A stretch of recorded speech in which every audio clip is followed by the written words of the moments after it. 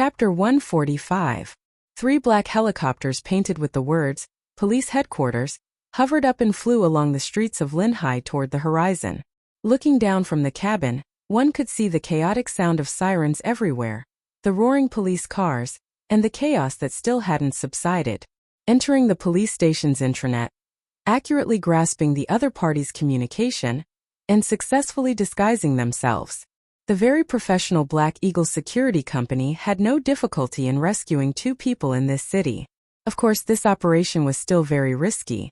If it was discovered that the Black Eagle security company had impersonated the Federation police, it would still be difficult to face the wrath of the Federation government with the company's background.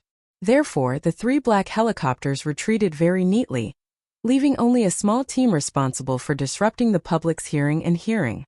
Accompanied by the sound of the wind above the streets, no traces were left behind. Sulu narrowed his eyes and looked at the buildings under his feet that swept past from time to time. His mood was slightly complicated. This was too much like a scene in a movie, and not like something that happened in reality. He glanced at Shi Qinghai's watch and said to the director surnamed Shui beside him, "We are in the charter's positioning.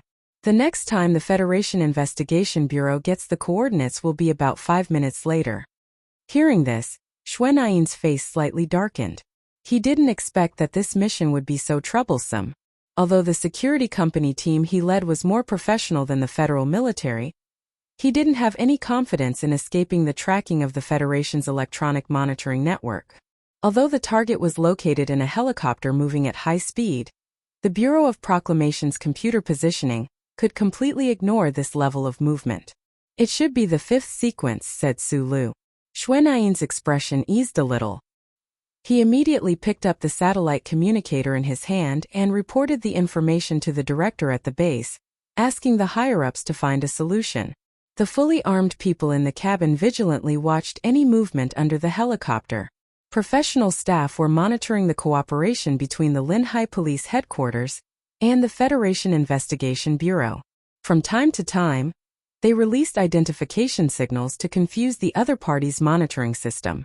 These employees of the Black Hawk Security Company had their faces covered, and their bodies revealed a cold aura.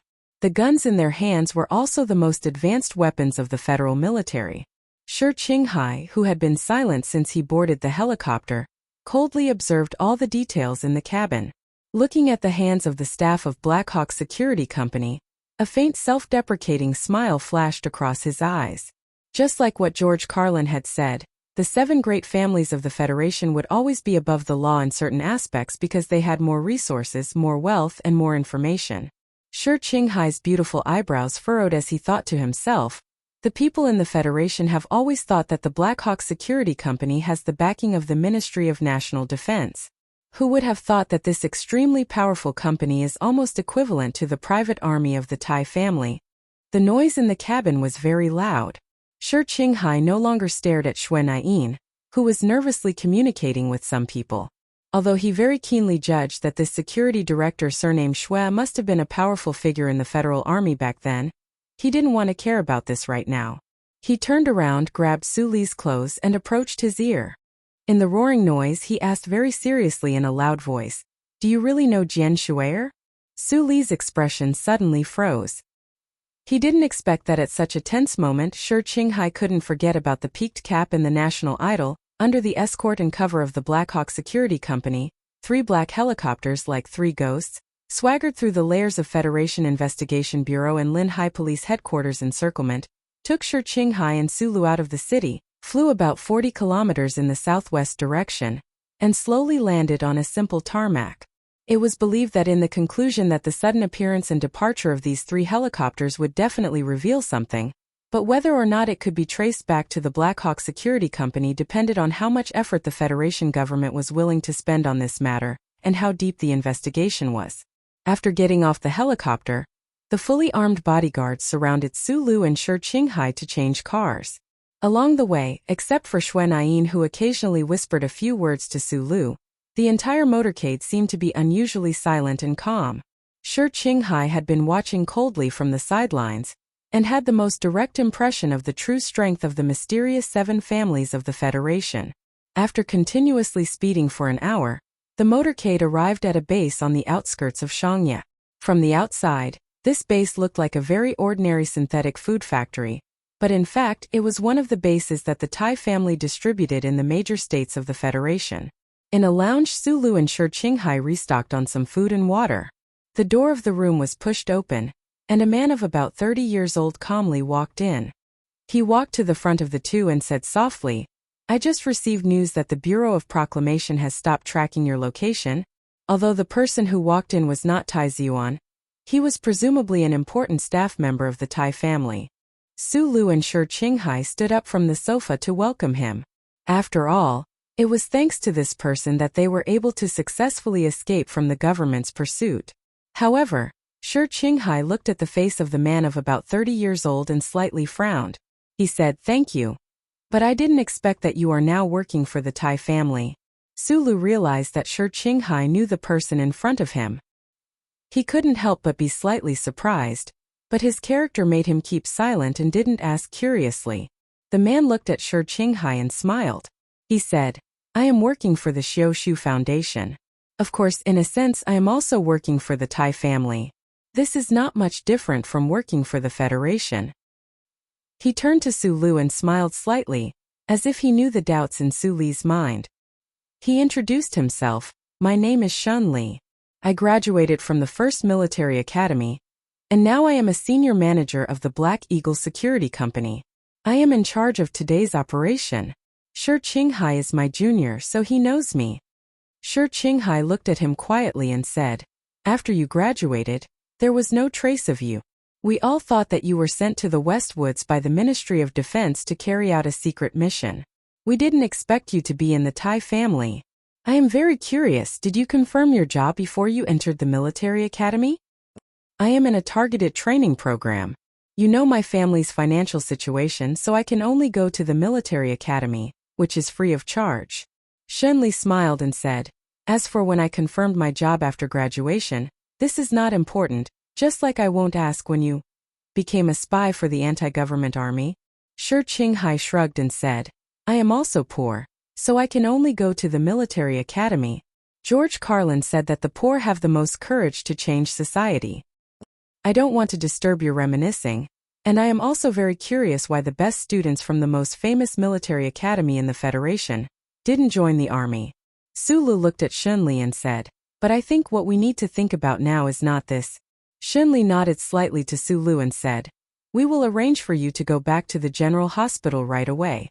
The boarding record of the airport has been erased. If there is a government official in the future, you will stay in the ward for 2 days." He added, "As for Jian Shuier, it should be the young master who went to ask Miss Jian in person, so she won't say anything." For some reason, this senior manager of the Blackhawk Security Company was more respectful to Sulu than to Shi Qinghai. Although it was not obvious, it was always there. Shenli turned his head, looked at Shi Qinghai and said, "The route back to S2 has been confirmed. If you want, you can leave now." "How do I leave?" Shi Qinghai was a spy for the anti-government army, so he did not like to deal with the powerful people in the Federation, but he knew that he owed Shunli a big favor today, especially with Shunli's previous words, which could make the Bureau of Proclamation terminate the tracking of his location in advance. Even with the power of the Tai family, he was afraid that even with the power of the Tai family, it would not be a small price to pay. "Illegal immigration," Shunli said with a smile. "This should be the most familiar way of transportation for people like you." Shi Qinghai heard the hidden meaning in this sentence and could not help but frown slightly. He said, "Maybe in the near future you will be the ones who need to be illegal." Shunli left the lounge, and the smell of gunpowder in the last 2 sentences of the conversation disappeared. Sulu looked at Shi Qinghai silently and said, "Since you know each other, why are you still so rude? We used to have a good relationship." Shi Qinghai said, "But since we have embarked on a different path, it is natural that we cannot go back to how we used to be. The Tai family is not the Federation government." Sulu said with a headache, "Even if you are a soldier of the anti-government army, after all, it was them who helped us today. The goal of the anti-government army is to overthrow the control of the 7 major families and those shameless politicians on the Federation." Shi Qinghai closed his eyes slightly and said, "You have seen what happened today. The Tai family is not the Federation government, but it is a pair of rabbits that are born together with the Federation government. Didn't Councilman Pabre just reach a peace agreement with you? The temporary peace is because both sides need each other's benefits. Shi Qinghai smiled and said, when there is no need for each other in the future, the peace will naturally be gone. At this moment, a voice rang out in the quiet lounge. The voice was full of mockery. That's why I've never tried to seek peace. Just as you said, our goal is to eliminate you traitors. A screen hung down from the ceiling of the lounge. On the screen was Taizion's slightly pale face, and his calm eyes were full of pressure and disdain. Chapter 146. The Federation had many historical sites, but there was no such thing as a pyramid. If this society also had a pyramid, then people like Taiziyuan would undoubtedly be one of those people who stood at the very top of the pyramid and looked at the scenery. His family background, the education he received since childhood, or more accurately speaking, the class he belonged to, which was also the position he sat on, it was destined that this young and proud successor of the Tai family would only snort in disdain and feel incomparable hatred towards George Carlin's set of theories. In Taiziyuan's eyes, the group of anti-government forces coiled around the S2 Green Dragon Mountain area did not hesitate to use violence to destroy the stable structure of the Federation for a set of illusory political theories, for the so-called dogs hit justice. Facing the threat of the Empire's powerful military, the existence of the anti-government forces not only forced the Federation government to expend a large amount of attention, it also wasted countless taxpayer dollars. More importantly, it created a gap in the Federation society. If the people's hearts were divided, how would they face the Empire's invasion? What was the difference between this type of behavior and those traitors who betrayed the interests of the Federation? If possible, Taiziyuan was willing to have the Federal Army sweep clean all of the armed forces in Green Dragon Mountain in the shortest amount of time possible. However, decades of history proved that without the help of the First Charter, the complex terrain of Green Dragon Mountain, as well as the chaotic electronic turbulence atmosphere that was extremely unsuitable for large-scale mechanical warfare, was enough to help those stubborn anti-government forces who lacked resources but refused to admit defeat resist the Federal Army's spring offensive. Could only be done slowly. Therefore, when the number 2 figure of the anti-government forces braved the enormous danger and met with Taijian at the Double Moon Festival Ball, Taijian did not impulsively hand the other person over to the government. Instead, he forcefully suppressed the hostility in his heart and very rationally facilitated Pabre's trip to Green Dragon Mountain. However, Taijian's attitude towards the anti-government forces in Green Dragon Mountain had never changed, never softened. If the situation permitted, if he truly stood on the political stage of the Federation, perhaps he would be even more unyielding than the officers of the 2nd Military Region and the Deputy Minister of the Ministry of Defense who committed suicide. On the screen, Taijian's thin and pale face showed a hint of mockery. He said, I saved you this time not because I agree with your ideals, but because you are the middleman in this settlement agreement. You know too many details and those details require you to go back to S2 to carry out. In addition, I don't like the fact that some people in the government treat the assassination in the gymnasium as a game. My dignity doesn't allow me to be kept in the dark. I don't want to see any scapegoats they find die. Of course, if Sulu hadn't returned to Linhai, maybe I wouldn't care about your life or death. There was not much to remember about this conversation, and it was soon over. But before it ended, 3 young men with completely different identities and positions did a math problem. For example, how many lives did Taijian owe to Sulu? How many lives did Shi Qinghai owe to Taijian? How many lives did Shi Qinghai owe to Taijian? And how many lives did he return to Sulu? As a result, the most silent Sulu became the biggest creditor. That night, Shi Qinghai left the base. He did not accept the arrangement of the Black Eagle Security Company to take the stowaway Nearstar spaceship to S2. Instead, he quietly disappeared into the darkness again. As long as the Bureau of Proclamation no longer tracked him down, it was believed that this excellent spy would be able to find his own organization again, and silently lurk in order to do something for the teacher who died tragically in front of him. The next day, Sulu returned to the 1st Military General Hospital in the southwest region of Jingzhou. Taijian still had some things to deal with in the capital special district. He said that he would see him in 10 days, and told Sulu to wait in the hospital. It seemed that another long talk was about to begin. The familiar courtyard, the familiar smell of medicine, and the snow-white ceiling, Sulu had been silent. He did not have much literary spirit to worry about whether the struggle between the several camps in the Federation would bring some kind of fatalistic tragedy to his friends. Literary spirit always made short sentences become long sentences, and he was not used to this. He was used to thinking very directly. Everyone had their own life. Whether it was Taizian or Shi Qinghai's life, in his eyes they were all too strange. It was not something that he could touch or want to touch. He had too many things to worry about, whether it was the disguised chip behind his neck, the gloomy and terrible black dream, or the fresh images that he could now skillfully reflect in his eyes. These were enough to make him restless. However, he still calmly rested and ate. Occasionally, he would think about his trip to Linhai and comfort himself. If he had not returned to Linhai, Taizian would definitely not have used his family's power to help Shi Qinghai escape. It seemed that a small figure like him could still play some role in this big era, even if it was very marginal and insignificant. Most of the time he missed Zhang Xiaoming. He thought about Zhang Xiaoming, the girl who he met like a green duckweed in a stream and disappeared like a dewdrop in autumn. Where was she now? What was she doing? Was the assassination on New Year's Day really organized by such a delicate and fairy-like girl? Was her pair of red devil horns still in her luggage? Shi Qinghai said that his thoughts had been controlled by the intensity of his lust, but Sulu did not admit this. He only thought of Zhang Xiaoming out of habit because in this world, there was only one girl of the opposite sex that he could think of. Moreover, this was the girl with whom he had once shared happy days and deep conversations. Sulu did not even want to think about the role that Zhang Xiaoming might have played in this whole incident. He was just a little worried that under the pressure of the Federation government's investigation, the power behind her would abandon her like how it had treated Shi Qinghai. He had sincerely asked Taiyan to help investigate her, but he still found nothing. Just as he was about to become sick from his longing and worry, Sulu received a phone call. The girl's voice on the other end of the phone was incomparably light and incomparably sad, like the dark clouds floating in the late winter sky of Linhai. It was a little high up but also a little heavy. It was like she was on the other side of the mountain, hearing voices but not seeing people. It was me who told them that you might have gone to the concert with Taizian. Sulu held the phone in silence.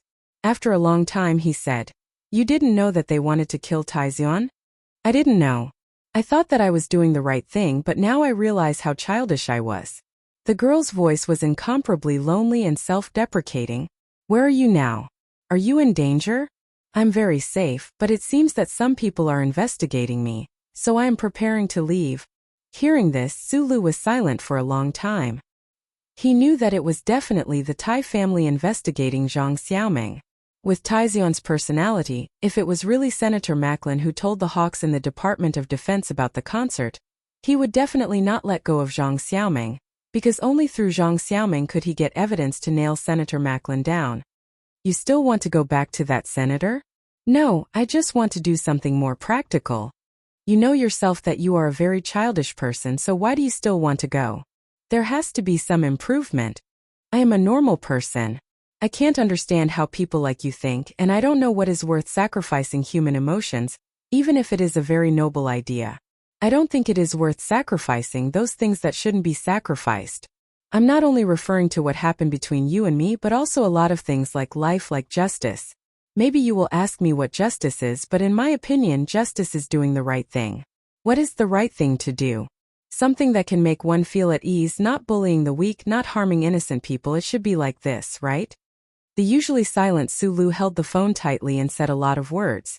In the end, he said word by word, "I've said before, no matter how great a goal is, if the process to achieve it is dirty and ugly, then it will be dirty and ugly. I will remember what you said, and I will do the same in the future." Zhang Xiaoming answered seriously on the other end of the phone. In Sulu's small eyes, there was a flash of uncontrollable sadness. He said slowly, "I have an uncle who once asked me why men and women always like to buy 2 pairs of rings when they get married. That's because rings as big as diamonds, girls like to wear them to show off, but they can't do anything with them. Actually, I don't have high expectations for life. Before this happened, my biggest dream was to buy you a big ring and let you wear it everywhere to show off. Also, I'm very good at cooking. I'm very good at doing housework. You can always wear it and don't need to change. Now it looks like I don't have to spend money to buy a ring. Sulu lay on the bed and said softly into the phone, "Take care of yourself, don't be as naive as before. Woman, goodbye."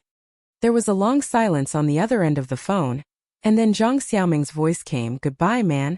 In a corner of the waiting room at Jingzhou Xinza spaceport. "That man of yours can be called Saint Sulu."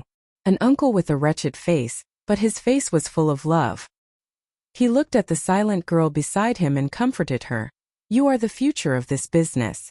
No matter how naive and childish you are, no matter how much damage you cause, as long as you face it bravely, it will become a mature experience for you." "I know, I just feel very sorry for him." Zhang Xiaoming raised her face, took off her black-rimmed glasses and wiped away her tears.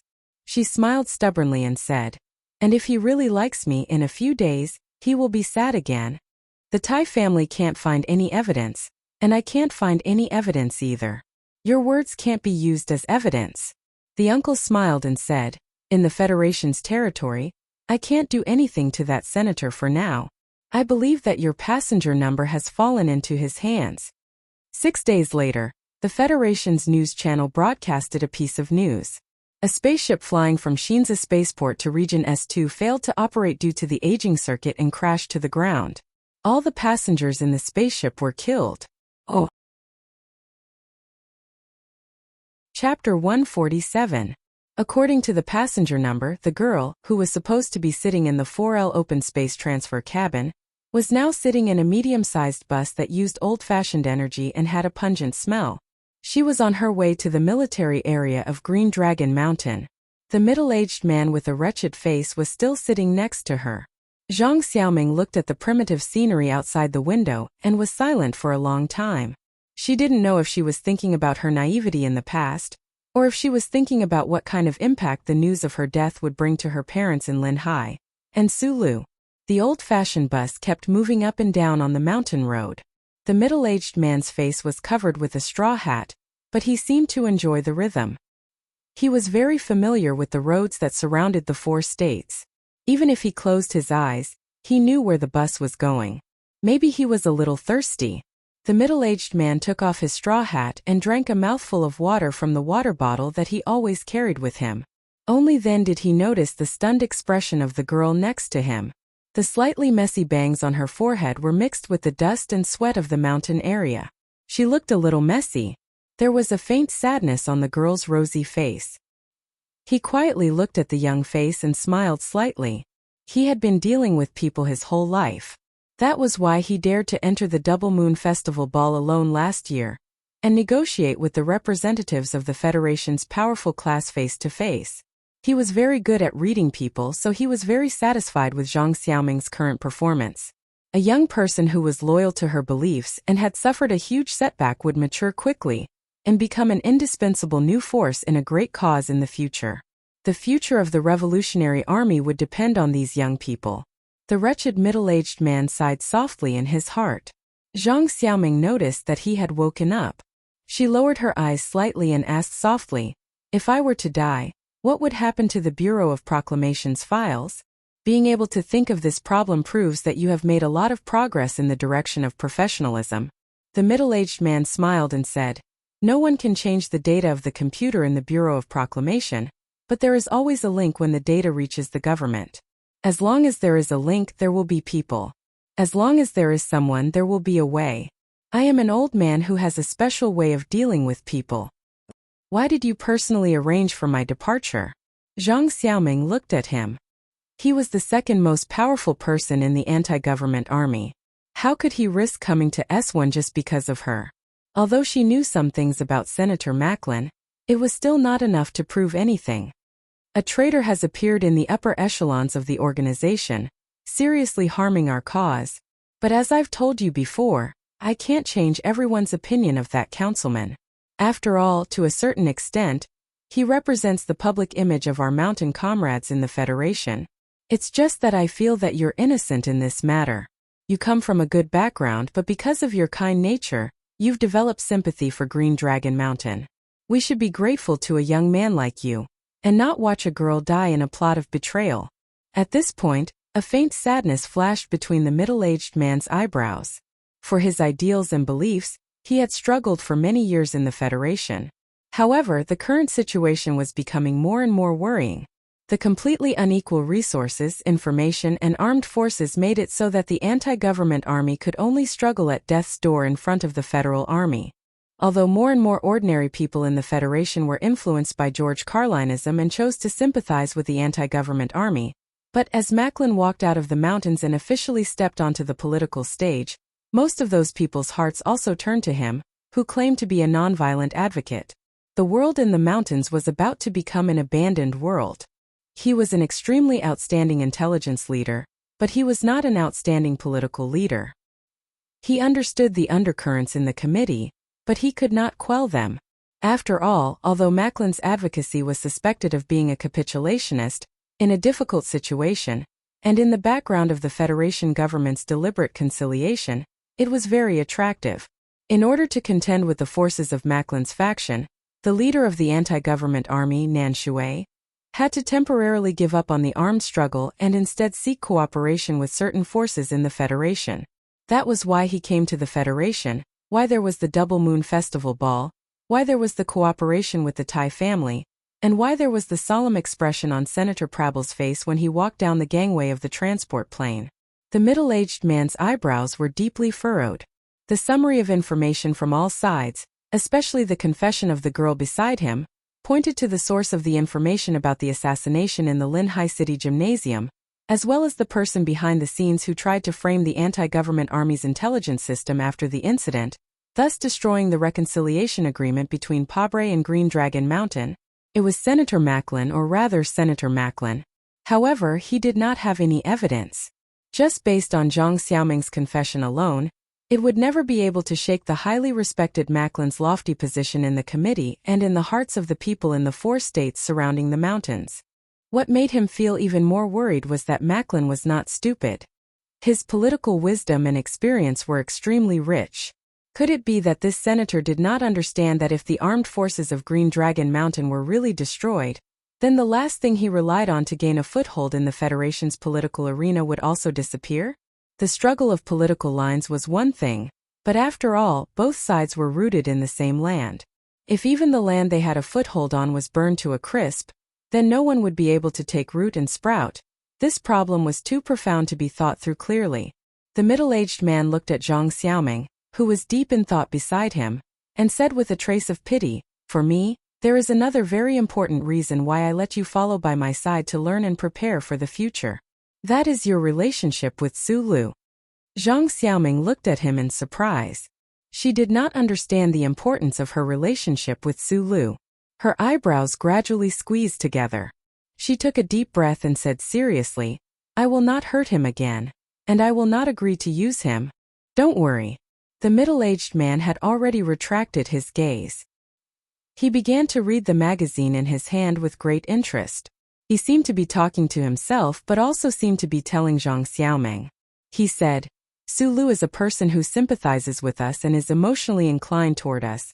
This can be confirmed from the details of the past few days. As long as it is a person like this we will have to fight for. Furthermore, he is someone who can influence Taiyuan's choice. Perhaps it will be a year, perhaps it will be 5 years or even longer. As long as you can influence him, it will be worth the wait." The magazine in his hand seemed to be some kind of weekly news, but in reality, on the page was a very detailed summary of information.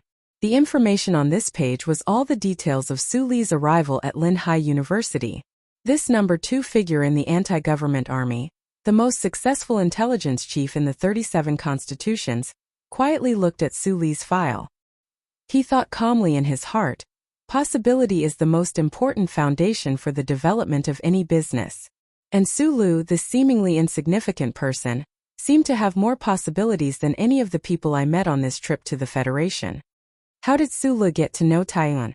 The middle-aged man narrowed his eyes slightly. His fingers lightly stroked the edge of his straw hat. For the S2 anti-government army, for those who paid attention to all the subtle movements around the Tai family heir, this was a mystery. From the file, Su Lu, a retired soldier with no family or friends, would not have had the opportunity to get close to Taizion in Yue University. If it is really because of H1, then how did Sulu have the authority to enter H1? If Sulu can really enter H1, then the black mecha that suddenly appeared during the visit to the first military academy, was it Taizion who was controlling it, or was it Sulu who was controlling it? If it was Sulu who was controlling it, where did he learn to control it? The number 2 leader of the anti-government army smiled, quickly organizing and analyzing the information in his mind. He had been dealing with people his whole life, and was an old man who had a special way of dealing with people. As the anti-government army was forced to enter a low point, he had already set his sights on the future, on the young man who was still very insignificant now. At this time Zhang Xiaoming had already turned her head to the side, staring blankly at the scenery outside the window. Her eyes gradually became moist. She missed him, but was strong enough to not miss him that Su Li's injuries were not completely healed, but he no longer required 24-hour intensive care. Those unnecessary medical equipment had long been removed from his bed. The specialists at the First Military General Hospital had also confirmed that his epilepsy was caused by external pressure. It was a non-genetic epilepsy, and the abnormal electrical discharge of the cerebral cortex would not cause substantial damage to his body and brain. Therefore, he moved out of the ward and moved to the quieter sanatorium at the back of the general hospital. The living facilities here were more complete. Steam rose from the hot springs between the green trees. If it was not summer in the southern hemisphere, perhaps he would have really thought of going down for a soak. The television in the room was no longer controlled by the medical department, so all channels were open. However, Sulu still habitually watched the news channel and Channel 23. He was not a person who cared about the affairs of the Federation, but after escaping from the Donglin district, these bizarre encounters made him unable to not be concerned. That night, he saw the news about the accident of the spaceship flying from the Shinza Aviation Airport to S2. To be precise, it was the accident of the air-ground transfer cabin. Su Li's eyes narrowed slightly. His fingers tightened slightly as he stared at the clear holographic screen, watching the names and photos of the passengers gradually flashing on the screen. Zhang Xiaoming girl. Sulu only heard these 4 words and saw the photo of a girl with a serious expression on the screen. Then there was a buzzing sound in his brain, and he could no longer hear anything. The slightly sorrowful voice of the news anchor was automatically muted, and the photo on the screen gradually began to blur. Without the black-rimmed glasses, her bangs gently rippled in the breeze, and her eyes were smiling. She was as cute and charming as an elf. This was Zhang Xiaoming, the real Zhang Xiaoming. The one on the news and in the photo was all fake. Sulu rubbed his eyes, turned off the television, and lay down on the bed. He covered himself with the quilt, curled up and began to sleep. Although he couldn't sleep, he still began to sleep. His eyes were wide open, and his body was trembling slightly. He suddenly realized that the summer in the southern hemisphere of planet S1 was so cold. Unable to sleep in the middle of the night, his mood was like a sad song. He sat up silently, turned on the television again, and connected to the Federation's network. He entered the official website of the General Administration of Aviation, and began to search. He kept refreshing the page, and after countless confirmations and verifications, he moved his fingers numbly. He lay on the bed, limp and powerless, and began to stare at the snow-white ceiling in a daze. At this time he wished that everything he saw was just like those structural blueprints. They were all images in his mind and not real. But after staring at the snow-white ceiling for a long time, no images appeared in front of him. It turned out that sleeping couldn't make the sad news he had heard before become fake. The next day, Sulu woke up on time according to his biological clock. He brushed his teeth, washed his face, and ate breakfast. Then, he walked into the quiet garden in the morning light and sat on the slightly cold stone chair. His butt didn't touch the ground. He squatted in a strange position, using the horse stance that the uncle had taught him. At the same time, he carefully and attentively savored it, memorizing the tremor in his body, the existence of the sourness and the trajectory of its movement. The slightly warm tremor represented a mysterious force that had broken through the area that it had operated in the Donglin district back then. It gradually took over his entire body, causing every pair of muscle fibers to begin to rub against each other and squeeze against each other. It was incomparably painful and pleasurable. However, that bitterness lingered in his heart, lingering on his lips for a long time, making him want to vomit. His face was a little pale, and his eye sockets were a little deep, which outlined the outline of his small eyes a little deep. In the surrounding woods, several bodyguards of the Black Hawk Security Company were looking at the surrounding environment in boredom. Now that the situation had calmed down, their mission was not as important as it was a few days ago. They just didn't understand that Su Li's walk today seemed to be longer than it had been a few days ago. Su Lu stayed in this quiet garden until noon. Then he said something to the staff of the Tai family. Under the secret protection of several bodyguards, he walked out of the sanatorium and came to a steakhouse in the living area of the 1st Military Region. He began to eat Chinese food. Before eating, he handed a bill to the waiter and quietly asked for a favor. The knife and fork gently cut the delicate surface of the synthetic steak. Su Lu lowered his head and slowly chewed the very uniform meat fibers. He didn't raise his head at all, because he didn't dare to raise his head. He knew that once he did, he would see that the seat opposite him was empty. He and Zhang Xiaoming had eaten together many times in the cafeteria. He was deeply grateful to the girl. She never left under the strange stares of the surrounding people just because he was an auditing student and looked like a poor concierge. His first official date with Zhang Xiaoming was eating steak in a restaurant in Linhai. He was deeply grateful to the girl. She gave him the first love in his life. She gave him the first kiss, the first intimacy, and the first love. Even if it was charity, it was the most beautiful charity in the world. The waiter walked to his side. Hiding his puzzled expression, he handed over a bag of biscuits. After Su Lu thanked him, he tore open the bag of biscuits, took out the puppy biscuits inside, and began to stare at them in a daze. The first time he and Zhang Xiaoming met was because of a bag of puppy biscuits. Su Lu began to eat the biscuits. His tears flowed down uncontrollably. After the uncle's death, he swore that he would never cry again. But today he didn't know why, but he couldn't help it. He felt empty and sour in his heart, as if there would never be anything that could fill that empty space. Or maybe it was because of the news of Zhang Xiaoming's death last night. Until this morning, when he was in a daze in the morning garden, the sour taste had been hidden for too long, and it stimulated his tear ducts. A well-dressed young man was crying silently in a lively restaurant. This was the living area of the 1st Military Region. There were many soldiers in civilian clothes and military uniforms, as well as their family and friends. Many people looked at the young man crying by the window in surprise, casting sympathetic or disdainful glances at him. They thought that the young man was crying because he was heartbroken, but they didn't know that the young man thought that he had lost his lover forever. After wiping away his tears, Su Lu calmed down.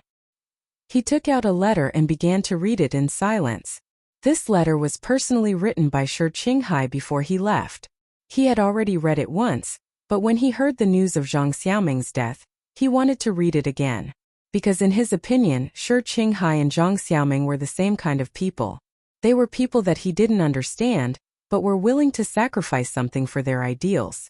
The last few paragraphs of Shi Qinghai's letter were written like this. I used to think that I was tired of being a spy. Even at the beginning, because of the misfortune that befell my father, I hated the Federation government so much. But in this gap I felt tired and nervous, so I wanted to give up. It was also because of this that I began to try to leave the organization. Of course, it was the passive kind. I will never betray the organization because I agree with their ideals and respect them. But I was really tired, so I looked for many opportunities to become an unimportant person. The conflict in front of the nightclub was one of my attempts. I'm sorry that this matter dragged you down.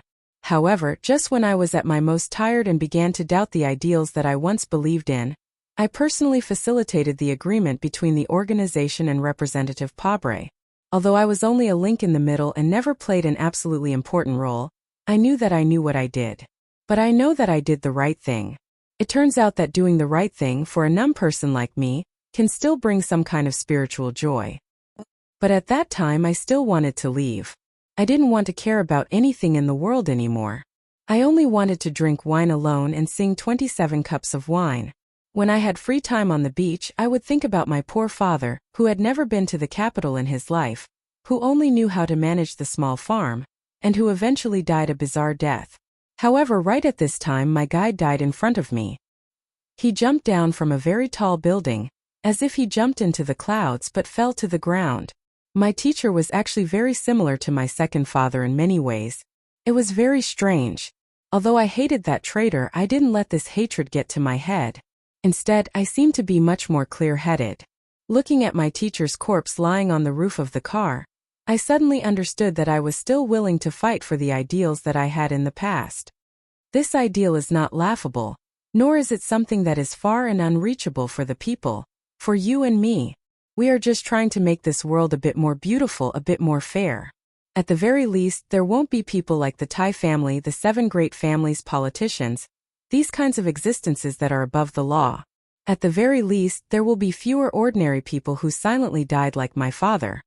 True fairness has never appeared in this world. It didn't exist in the era of imperial power, it didn't exist in the current constitutional era, and it might not exist in the future. It doesn't exist in the empire, it doesn't exist in the Great Triangle, and sometimes I even suspect that it might not exist in the Green Dragon Mountain. However, what exists isn't always reasonable. What hasn't appeared before isn't something that can't be pursued. Fairness and justice might be very illusory words, but working hard for it is always better than being apathetic. There is a vague goal in front of you. If you walk, you will always be able to reach it. If you don't walk, you will never be able to touch it. I have carefully calculated that I will live for at most 90 years in this lifetime. People will always die.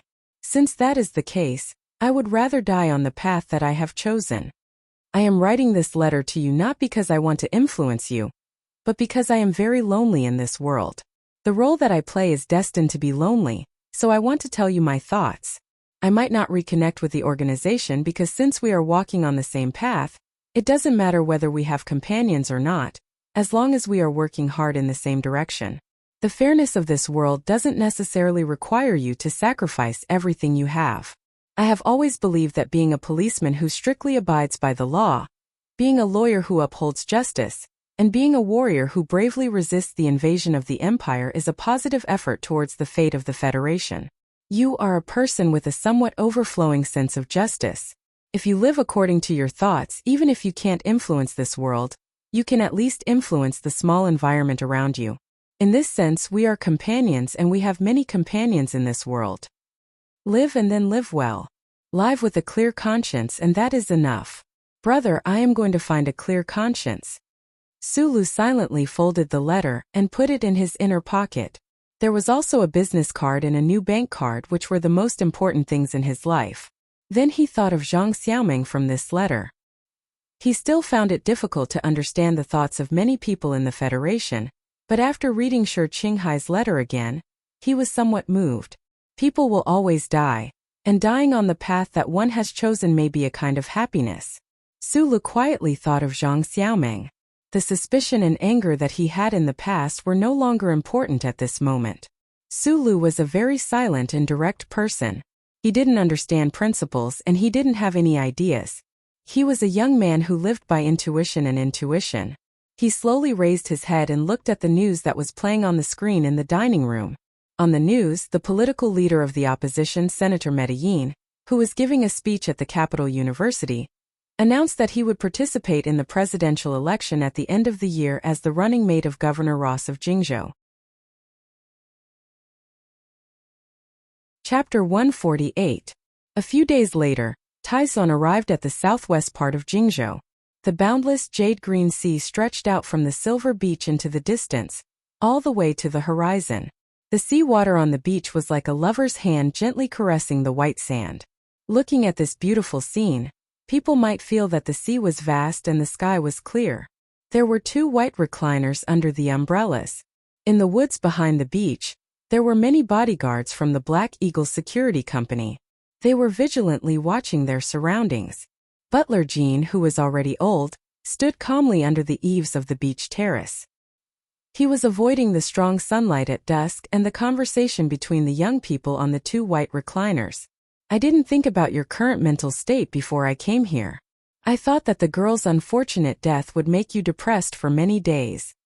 Taizong, who was wearing a white linen shirt, calmly looked at Sulu beside him. He found that although Sulu's eyes were slightly sunken and his face was not as rosy as before, at least he was still mentally strong. Zhang Xiaoming's death was not normal. The spaceship lost control of the spaceship and fell to the ground, turning into a firework. After the incident, there was no evidence of tampering. The government's investigation could only conclude that it was an accident. However, Zhang Xiaoming's name was on the list of deceased passengers.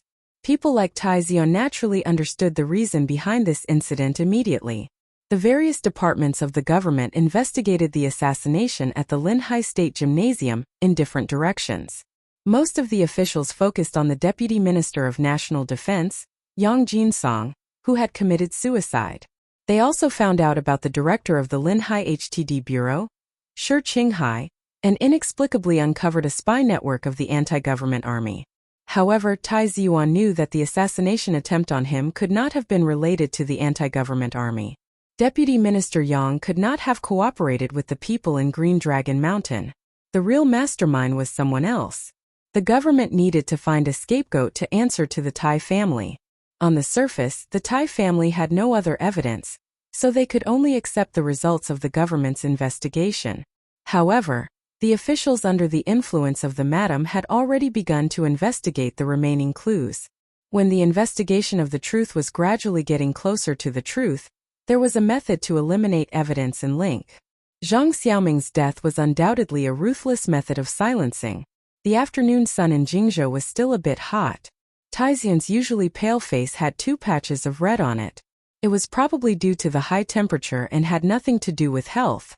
Like Sulu beside him, after asking a question, he began to become silent. He squinted his eyes and stared at the blue sea where seagulls occasionally flew by. The girl in the blue dress at the Double Moon Festival ball was dead. A trace of complex emotions flashed through Taiyuan's eyes. If it wasn't for his family's insistence on investigating in secret and gradually threatening the other side, Zhang Xiaoming, who wasn't that important, but played an important role in the information of the assassination, should still be alive, right? Taixian thought this, but he didn't feel any guilt or heaviness in his heart. Although he wasn't old, he already had a calmness that people his age didn't have. The word calmness could also be called indifference, in certain circumstances. Can the police find any clues? Sulu, who had been silent all this time, finally opened his mouth and asked, although I know that things like politics are very dark, a Federation councillor committed such a crime. Is there no one who can punish him? Then what is the use of the Federation's laws? Taizon's squinted eyes gradually opened. He glanced at Sulu with surprise. He thought that Sulu didn't know about Zhang Xiaoming's background and many of the details of this entire incident, so he didn't know how the other knew that Councillor Macklin was behind this. I might know more than you think. Sulu looked at the fine sand in his toes and said, so I know who did this. The Federation's laws are very particular about evidence, and those politicians never leave behind any direct evidence that could be used against them. Taizon looked at Sulu. After a long silence, he said in a serious tone, the investigation of the militants directly led to the suicide of 7 officers of the 2nd Military Region. Even if the Federation can find some clues about this accident, I believe that it definitely won't be enough to send the culprit to court. What I am very curious about is why you are so sure that the culprit behind this is that Councillor Macklin. Logic, intuition, who will benefit from this? Sulu narrowed his eyes under the sunlight, his toes lightly squeezing the sand. He lowered his head and said, he is already running for vice president. How can someone like this become the leader of the Federation? Without evidence, it is very difficult to do anything. Taizion said calmly, if I have someone release this news, not many people in the Federation will believe it. His image has always been very good, and perhaps this will give him a chance to build momentum, portraying himself as an innocent politician who was framed by the 7 families. Councillor Macklin will definitely be very happy. I am wondering if you will also become this kind of politician in the future. At this time, Sulu raised his head and looked seriously at Taizan. This pair of eyes was very calm, very honest, and very thorough. Taizion's expression became serious. After a while, he said very seriously, necessary means and compromises are all necessary, but I have my bottom line. I also have my bottom line. It is just that I am a small figure and you are a big figure. When a small figure's bottom line is broken, he can only be angry, but there is nothing he can do. Sulu lowered his head and said, I know that you still remember that you still owe me a life.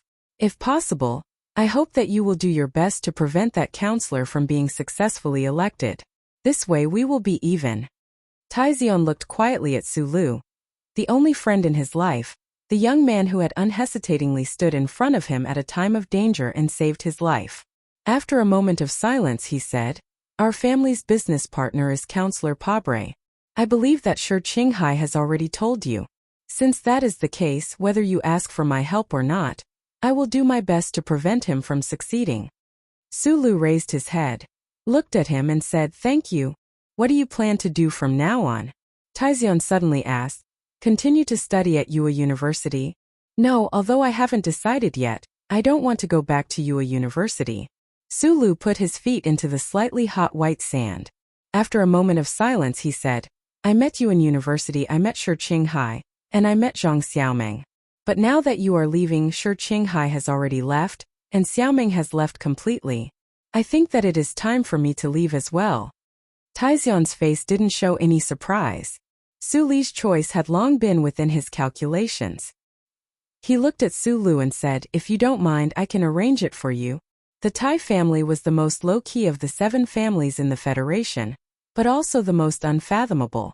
If they wanted to arrange a person's future, that person's future would be incomparably bright and brilliant. If it were anyone else, they probably wouldn't refuse. However, Sulu didn't even think about it. He directly smiled and said, Thank you, but no need. This answer was also within Taizion's expectations. He was more curious about what reason Sulu would use to refuse him. I saw a supervisor of the Blackhawk security company in that base.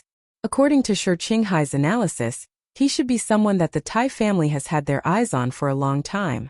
Sulu looked into Taizion's eyes and said, You are destined to do great things in the future. So you have already started to train many capable assistants. If I accept your help, I will definitely become your subordinate in the future. Taizion slightly frowned and looked at him. He said, A person living in this world must have his own goals and find the meaning of his existence. And to achieve those goals, you must obtain more resources and be able to enter a certain class faster. For you, there is no doubt that this is a better choice. The problem is, I don't know where my life goals are. Sulu laughed self-deprecatingly and said, And what I don't like most about you is that from time to time, you show an attitude that can decide other people's lives.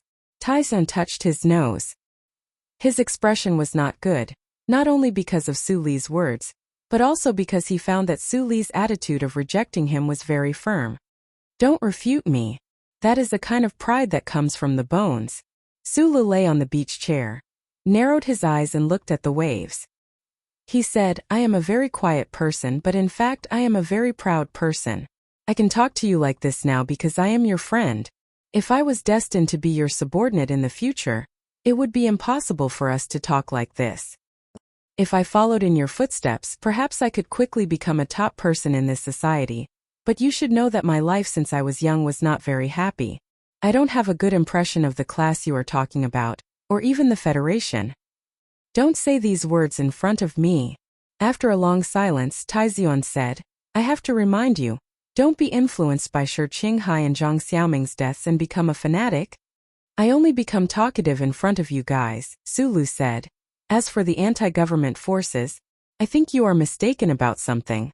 I am just a very ordinary young man, but I am very lucky or very unlucky to meet you. Sometimes I also think whether meeting you is good luck or bad luck. Taizion said with a smile, If it wasn't for you, the officers of the 2nd Military Region wouldn't have known that I would appear in the stadium. But if it wasn't for you, perhaps I would have died several times. Taizion raised his hand and stopped Sulu from speaking. He said, But you are not an ordinary person, you just don't want to admit it, or you don't have this self-awareness. Sulu narrowed his eyes and looked at the setting sun. After hearing this sentence, his heart suddenly trembled a little. He knew that Taizion could not know the secret of his body, but he still thought of the structure diagram in his mind, the fake chip behind his neck, and his back was a little stiff. The director of Blackhawk Security Company, Xuan. Taizion looked back at the forest behind the beach. Under the light of dusk, the forest was gorgeous as if it was burning. He can't forget about you. Although there is no video of the battle in the underground parking lot, this former military special forces soldier insists that your past must be very complicated. And that national idol, if you are really a very ordinary person, how could she have gone to see you twice? Taizion said with a smile, even earlier. Think about how we met. At this time you must have guessed that the access to the H1 area is very high, but you were able to enter. There is one thing I haven't asked you. Taizion looked at Sulu, who had a serious expression. After being rejected, his mood improved slightly. He asked very carefully, "How did you meet Professor Jean?" Professor Jean? Sulu was confused. However, Taizion thought that he was playing dumb. He forced a smile and did not pursue the matter. Instead he said, "Everyone has their own secrets. Since you are not willing to tell me, I won't ask anymore.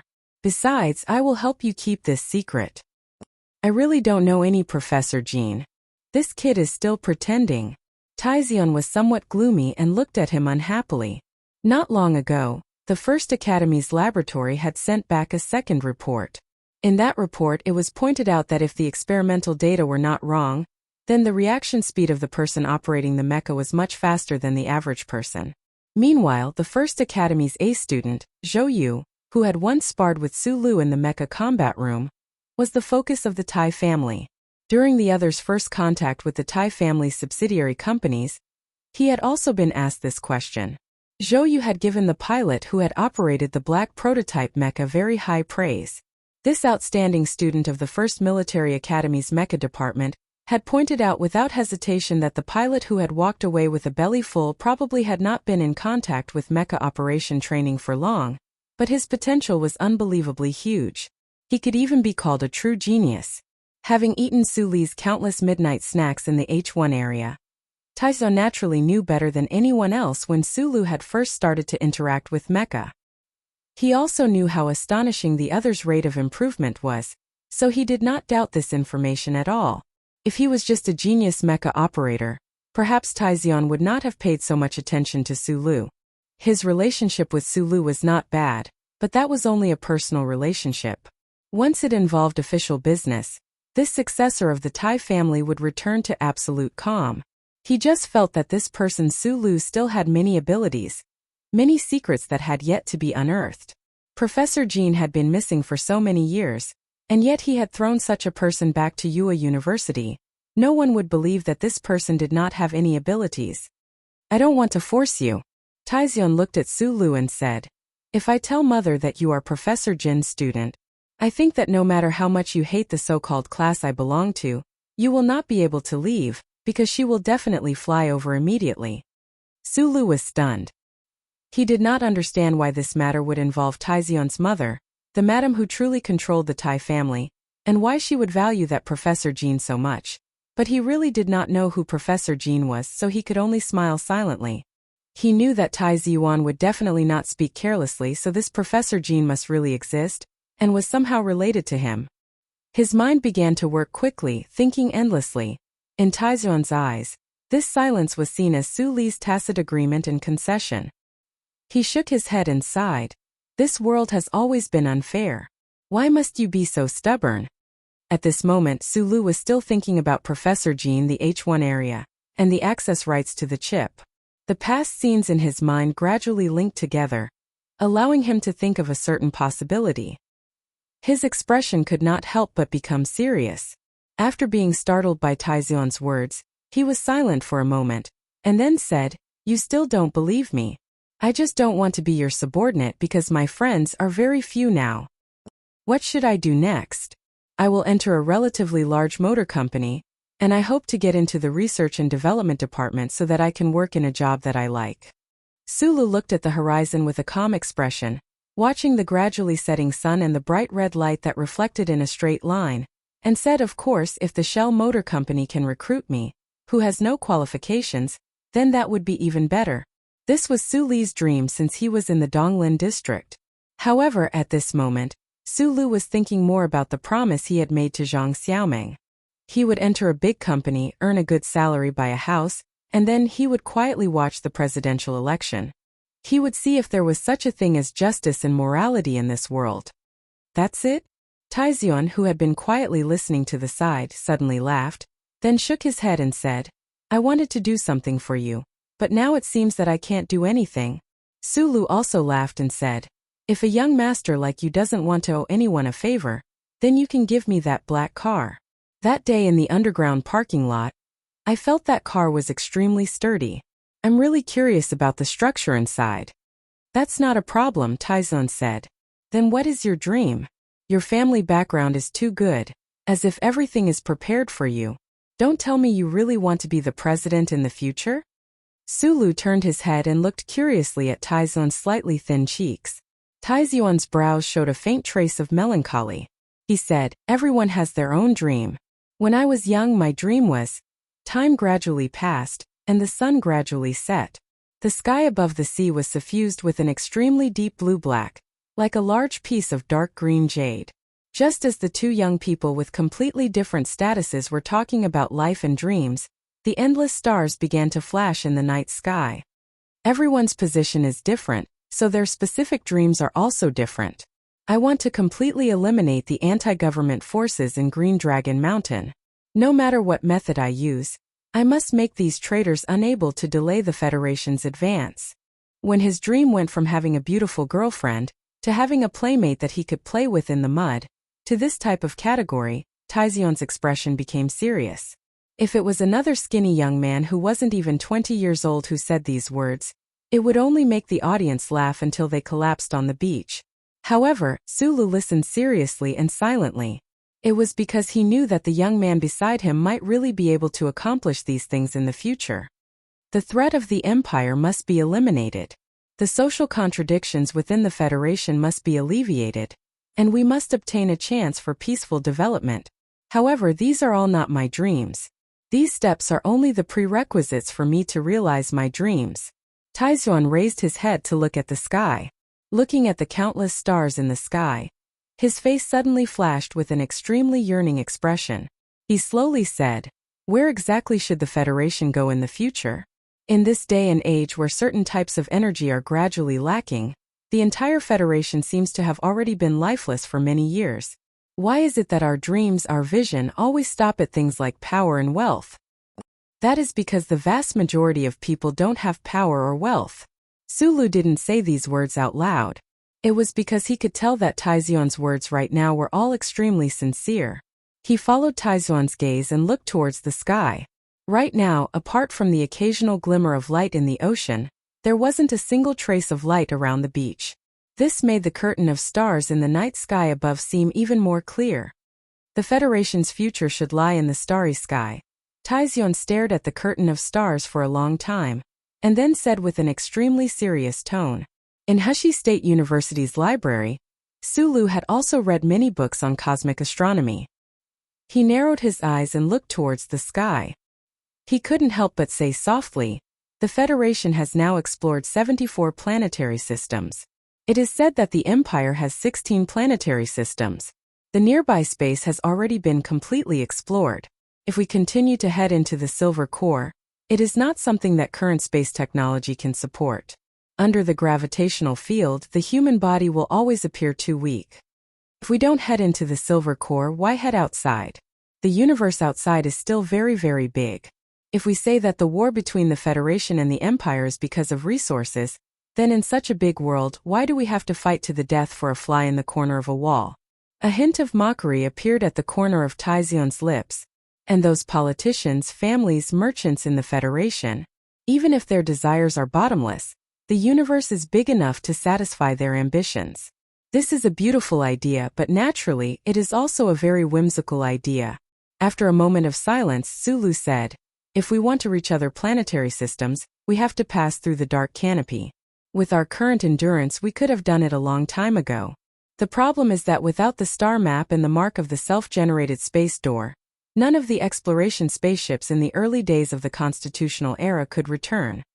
On the beach in the night sky among the countless stars, there was an area that was strangely devoid of stars. That area was the periphery of the Milky Way where the Federation was located. If humans wanted to go beyond the Milky Way and enter the real outer space, that path was the best choice because no matter which direction they set off from, they would encounter the obstruction of countless stars. However, it was precisely because that area had no mark that it swallowed countless spaceships of the Federation for tens of thousands of years that it was called the Dark Canopy. Taizion looked at the darkness in the stars above his head and said regretfully, "It is said that in the past, there was once someone who really left this galaxy. There was once a star map in this world that led to the outer galactic world. But unfortunately, no one has ever found it. But if someone before us was able to do it, why can't we do it?" "That must be a legend." Sulu shook his head and said, "Using a legend as a foundation for your ideals, you're not much better than me." Having said that, he still felt a trace of respect for Taizion. Looking at the sky full of stars, he subconsciously stroked the bracelet on his wrist and thought of the words engraved on the bracelet. "But it's an ideal after all. I don't want to be like most people in the Federation, sprinkling some salt on their ideals, drying them, and drinking them when they're old," Taizion said. Sulu said with a smile, "Cured meat is indeed not as delicious as smoked meat." "You spilled the beans again." Taizion lowered his head and looked at him with a faint smile. He said, "This is an old saying. Not many people in the Federation know what it means. In an era where you can only eat synthetic meat, no one will use salt, and no one will make smoked meat, unless they often eat wild meat. How can a person who often eats wild meat be an ordinary person?" Chapter 149. The weather of early spring did not make the flowers in the streets of the capital's special zone start to sway. The temperature of 30 degrees north latitude seemed to be still immersed in the memories of winter. There were only a few hurried pedestrians on the empty streets. The center of the Federation was as solemn and monotonous as usual. Like the magnificent buildings on both sides of the street, it was difficult to feel close to it. The special zone West 12th Street was far away from the major departments of the government. It was quieter. This street gathered a few of the biggest companies in the Federation, but it was not as prosperous as the ones in Harbor City. There were also no bizarre 3D images showing off in all directions. The appearance of these buildings was ordinary and peaceful. There was a sense of grandeur as if one had seen the end of human history. At the corner of the street facing Charter Square, there was a building with a faint metallic luster, but it did not form a strong reflection of the sun. People who knew this company knew that these walls were all made with the latest technology in the Federation. It was currently the most efficient light-absorbing material. Sulu looked at the building in front of him that was close to zero light pollution. He narrowed his eyes and carefully counted the floors twice, confirming that it was the 47th floor. This boring action of counting floors was a way for him to calm his nerves. This was the first time in his life that he applied for, and the company he applied for was the most famous Shell Motor Company in the Federation. When Sulu was an apprentice who repaired household appliances in the operation room of the mine, entering the Shell Motor Company in the Federation was his life dream. For the aspiring young people in the Federation, the name Shell Motor Company had always been covered with a layer of dizzying brilliance. The Shell Motor Company was the biggest motor company in the Federation, representing the level of the entire industry. The status of this motor company was forged by both history and reality. The Jingnong brand high-energy battery that changed the lives of countless people in the Federation was the most amazing invention of this motor company, many years ago. The Shell Motor Company followed human society into the constitutional era. With the growth of the Federation, it had developed into a big company. The company's business was extremely broad and involved in many fields, including cars, multi-purpose ships, spaceships, spaceport mechanical equipment, ground transmission systems.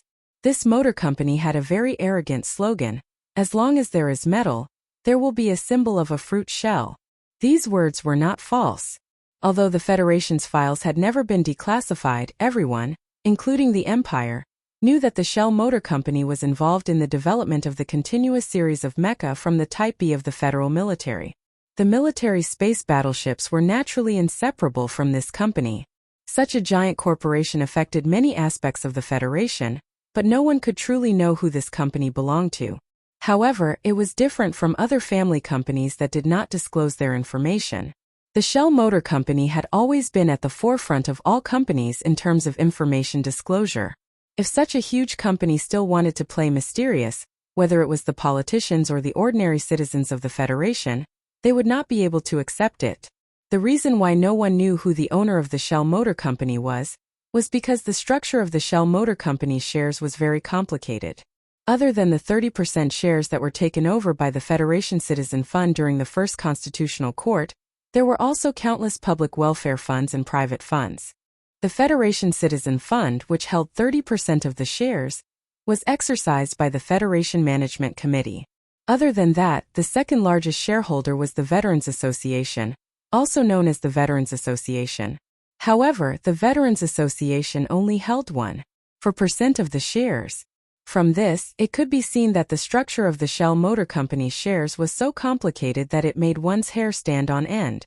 The reason for this situation was determined by history. A large company that could affect the foundation of the Federation would definitely be controlled by the Federation. However, how could those profit-seeking financial giants and the big families behind the scenes let go of such a fat piece of meat? After countless years of fighting, everyone realized that no one had the ability to swallow this company alone, which led to the current situation. The federal military and the Academy of Science also had acting shares in the Shell Motor Company. After the Federation Statistics Department's last precise calculation in the 41st year of the Constitutional Court, if the Federation Citizen Fund and the shares with military background were included, the Federation could control 41% of the Shell Motor Company's shares. The Statistics Department and economists believe that under the strict supervision of the relevant laws, as many as 3,000 shareholders' insider trading was completely blocked. It was difficult to fundamentally change the complex ownership structure formed by history. Under this situation, even if the 7 big families of the Federation worked together, they would not be able to control the Shell Motor Company without alerting the Federation government. At this point, the Federation government was finally able to relax. Therefore, in name, the Shell Motor Company was a company that belonged to all the people of the Federation. The countless funds and private individuals that held scattered shares could only enjoy dividends and related rights. Before leaving the university town of Linhai, Su Lu had already submitted his electronic resume to a few well-known companies of the Federation through the internet. At the end of the resume, he attached his transcript as an auditing student at Wuxia University. At the same time, he also attached a recommendation letter written by Professor Zhou. When he asked Professor Zhou for help in writing the recommendation letter, Professor Zhou did not hesitate at all.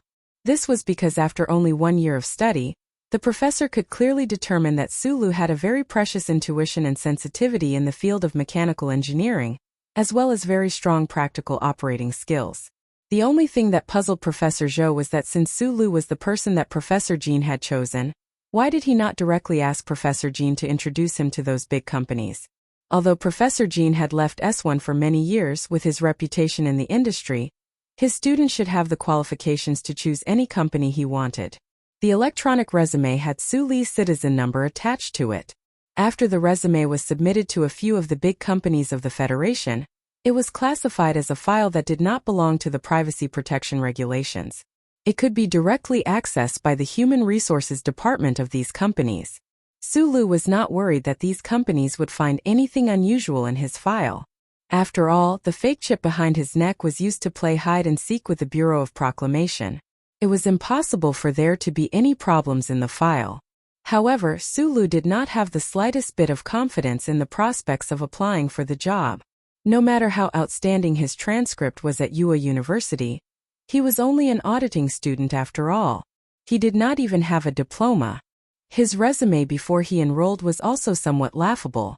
If it was said that a retired soldier with a military background in mechanical engineering would have some sort of advantage when applying for a job in these big companies, his file clearly recorded that he was only a mine maintenance soldier squatting in the Donglin district. However, he did not know whether it was because of Professor Zhou's recommendation letter or some other reason. Not long after the resume was sent out, Su Lu received an electronic interview invitation letter from 3 companies. Su Lu did not hesitate to choose the Shell Motor Company. Therefore, at this time he appeared in the Special Capital District in front of this building. Where there is metal, there is a shell.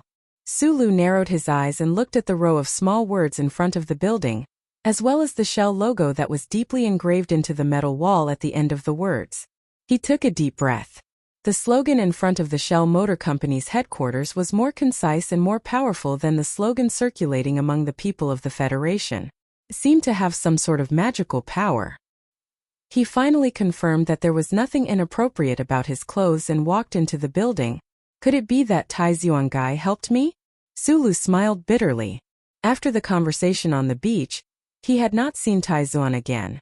Although these two young people were indeed friends in a sense, after all, the social class gap was too large, so it was impossible for them to contact each other as often as normal friends. Regarding the Linhai State Gymnasium assassination, the Federation government's investigation had come to an end. Originally, whether it was Shi Qinghai or Zhang Xiaoming, Sulu would be noticed by the government and invited to tea by the Federation Investigation Bureau. However, because of Su Li's positive role in this incident and the strong suppression of the Tai family, Su Li's role in this incident had been sealed in a secret file. He successfully returned to the life of an ordinary person. Welcome to the Shell Motor Company. A sweet-looking female staff member at the front desk of the building confirmed Su Li's name and citizen ID number. She tapped on the light touchscreen and said with a smile, "The interview will be held on the 32nd floor, Section C. I hope everything goes well for you." The service attitude was very good. It did not seem like a giant company owned by the Federation at all. Sulu was slightly stunned. He suddenly felt that it was ridiculous. It was as if he had returned to the Star Clubhouse and was discussing the service content and price with the lady at the front desk. He blinked hard and smiled at the lady at the front desk with some embarrassment. After taking the high-speed elevator to Section C on the 32nd floor, Sulu did not line up. He was directly taken to a room by the staff member. This was not a special privilege. The HR department of the Shell Motor Company was conducting a second test. All the applicants had to go through 2 rounds of screening before the actual recruitment test. The first round was to filter their resumes, and the second round was to conduct an interview in the room. The deputy director of the 7th department of the Shell Motor Company's HR department was a balding middle-aged man. He looked at Sulu, who had pushed open the door and entered. He then looked at the information and introduction on the light screen. He could not help but frown slightly. He was very dissatisfied with the work of his colleagues in the HR department. Even though Yue University was the most powerful research institution in the 3 major systems other than the 3rd university, how could an auditing student be qualified for the research work of the Shell Motor Company? Even though he had a professor's recommendation letter and his academic record was not bad. The balding middle-aged man looked at the leader beside him with a questioning gaze. Then he turned to Sulu, who was sitting on the chair, and asked coldly, "I won't ask why you want to enter the Nutshell Mobility Company, and I don't want to express any opinions about your resume because that's not my job scope. I just want to ask you what you think about the name of our company. Why should our company be called the Shell Motor Company?" Chapter 150. The fruit shell is used to protect the delicate flesh of the fruit. And to humans, the function of a machine is like a layer of fruit shell. It protects the relatively fragile body of humans and allows them to survive in a harsh environment. I think the reason why the Shell Corporation named it Fruit Shell at the beginning was to tell every employee that the starting point and the ultimate goal of the research and development of the Shell Corporation was to satisfy the needs of humans. Machines, in the end, have to be based on humans. Sulu naturally would not talk about how the human body was the most important machine during the interview, and that other things like mechas and battleships were just extensions. Perhaps this kind of argument was fresh, but fresh would definitely be unorthodox. He did not want to be treated like a fool by these chief examiners of the Human Resources Department. Hearing Su Li's answer, the bald, middle-aged examiner showed a slightly surprised smile on his face. It seemed that he was very satisfied with Su Li's understanding of the word fruit shell. Beside the bald chief examiner, the other chief examiner, whose eyes had been half closed all this time, slowly opened his eyes at this moment and looked seriously at Sulu, who was sitting on the chair. "Not bad, you've passed the interview. Prepare for the real test later." The examiner looked at Sulu thoughtfully and indicated that he could leave the room. Sulu was stunned for a moment before he reacted. He did not expect that the so-called interview would end so quickly just by answering a simple question. After Sulu left the room, the bald examiner respectfully said to the person beside him, "Director, what do you think of this candidate?" The examiner, who had been silent with his eyes closed, was the Human Resources Manager of the Shell Motor Corporation Engineering Department, Jose. Originally, The recruitment exam in the spring should not have startled a high-ranking human resources manager like him.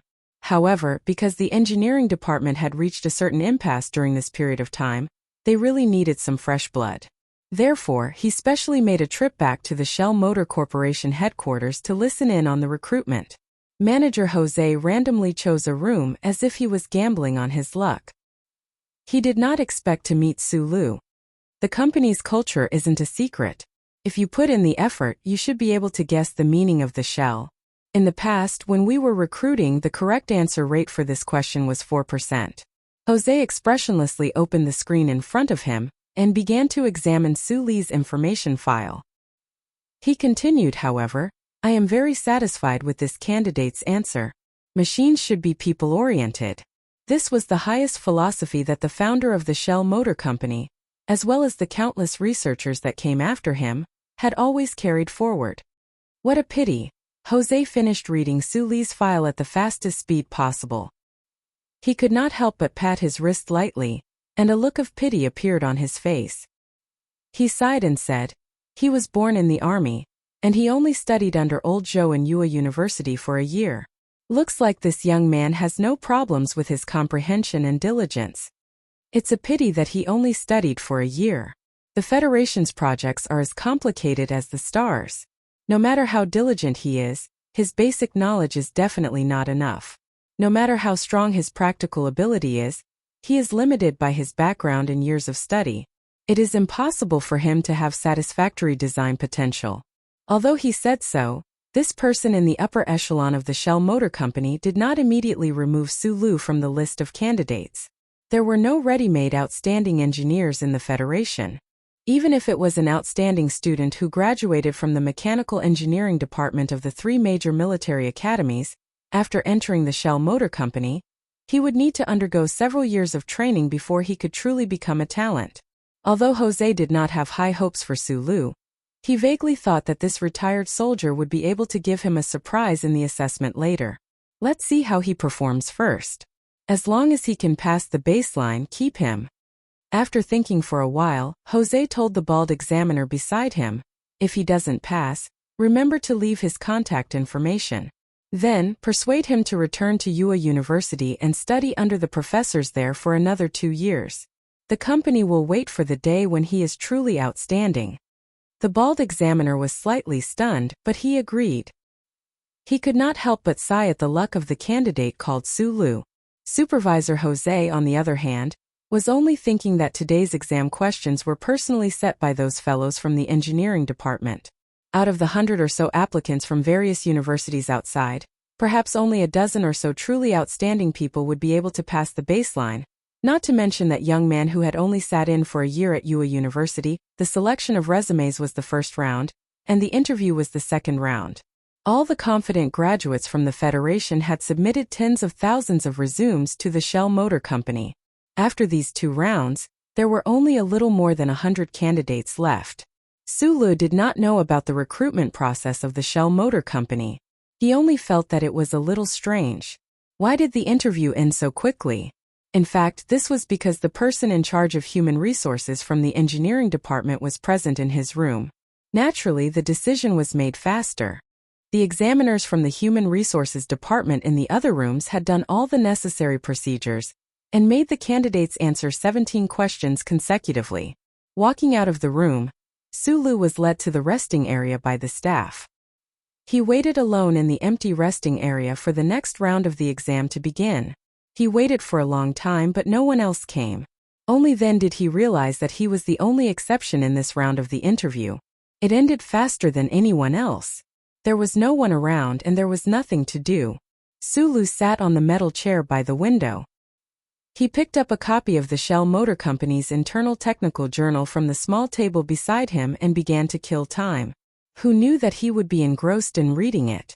Although these internal technical journals did not involve any particularly high-end confidential technology, the articles published by the engineers of the Shell Motor Company, whether it was the whimsical design ideas, the meticulous logical inference, or the detailed and rich experimental data, all of them made Sulu feel a sense of familiarity and aroused a strong interest in him. Once he was engrossed, he did not know how much time had passed. When he was awakened by the discussions around him, it was almost noon.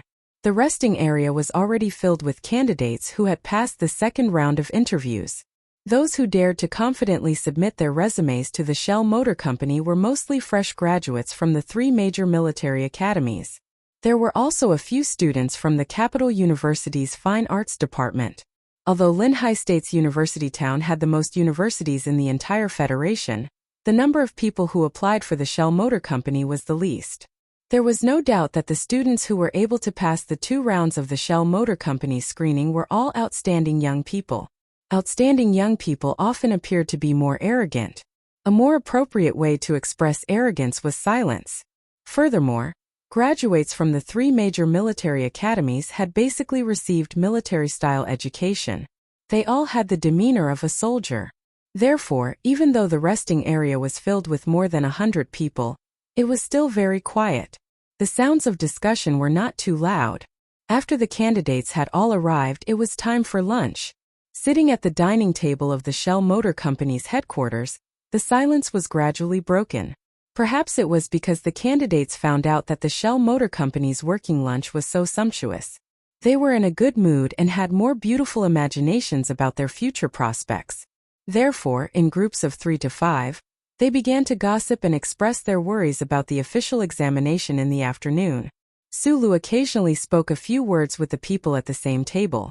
Most of the time he was still silent. However, on his plain and simple face, there was always a friendly smile, so no one expressed dissatisfaction with his silence. Because the Shell Motor Company belonged to the military, if graduates from the 3 major military academies were able to enter the Shell Motor Company, it was equivalent to entering the military's research institute. They could still count their military service, which was another form of military service. These outstanding graduates who were determined to enter the Shell Motor Company were divided into 3 groups, according to the 3 major military academies. Sulu happened to be in the group of the first military academy. After listening to the gossip for a long time, he suddenly asked, "It seems like there are no graduates from the Westwoods Military Academy." For Sulu, besides the ubiquitous the glory of the charter, what he was most worried about was the few soldiers who had seen his true face in the Eastwoods region. It was because of this worry that in the past year, he had never tried to call the number on the business card. Occasionally, he would think of Little Watermelon, but he had never contacted her. The Westwoods Military Academy was under the jurisdiction of the 4th Military Region. Sulu was willing to see people from the 4th Military Region in the Shell Motor Company, but after confirming that there were no problems, he felt that it was a little strange. After graduating from the Westwoods Military Academy, most of the students will enter the Ancient Clock Company. After all, that company's headquarters is in the Westwoods region, said a serious-looking graduate from the 1st Military Academy. After saying thank you, Sulu fell silent again. He quietly listened to the young people at the table exchange their experiences in school and interviews. At the same time, he guessed whether the formal assessment in the afternoon would be more focused on design or practice. "You look young. Which university did you graduate from?" A person beside him suddenly asked. "UA University, but I didn't get a diploma. I was an auditing student," Sulu replied. "Auditing student? How many years have you studied?" "More than a year." As soon as he said this, the whole table fell silent. It was not unusual for a graduate from UA University to enter the Shell Motor Company, but how could an auditing student who had only studied for a little more than a year be so thick-skinned as to participate in the recruitment of Nutshell? The graduate from the 1st Military Academy frowned and glanced at Sulu. He was very puzzled as to how Sulu had passed the first 2 rounds of the assessment. Today, this cafeteria was specially open for the examinees. The sound of discussion gradually filled the cafeteria. An auditing student from UA University had entered the final round of the examination. This fact made all the examinees feel that it was inconceivable. Apart from that, the outstanding graduates of the 3 major military academies felt a trace of shame. Yes, it was a humiliation. No one would humiliate Sulu in front of his face, but the silence and cold gazes had already expressed their disdain and contempt. Sulu seemed to be unaware of it. He smiled slightly and didn't care at all. He left the table and walked towards the door. At the door, another young man who had just left the table happened to walk side by side with Sulu. That young man looked at Sulu thoughtfully and asked, "May I ask, what were you doing before you entered Yue University?" "After I left the army, I went to Lin Hai. Mechanic Officer Wei Peixiang." "No, I was a squatting soldier," Sulu replied with a smile, but his feelings were somewhat complicated. This was because he recognized this young man beside him. He knew that this young man was the most outstanding student from the first military academy. However, he didn't understand why this young man didn't join the army directly, but instead came to Nutshell to apply. "My name is Zhou Yu. I have a feeling that this afternoon's assessment shouldn't be a big problem for you." That young man smiled and extended his hand towards Sulu. Sulu shook his hand. He really wanted to tell the other that he knew him, and that they had once had a fierce fight in the mecha combat room.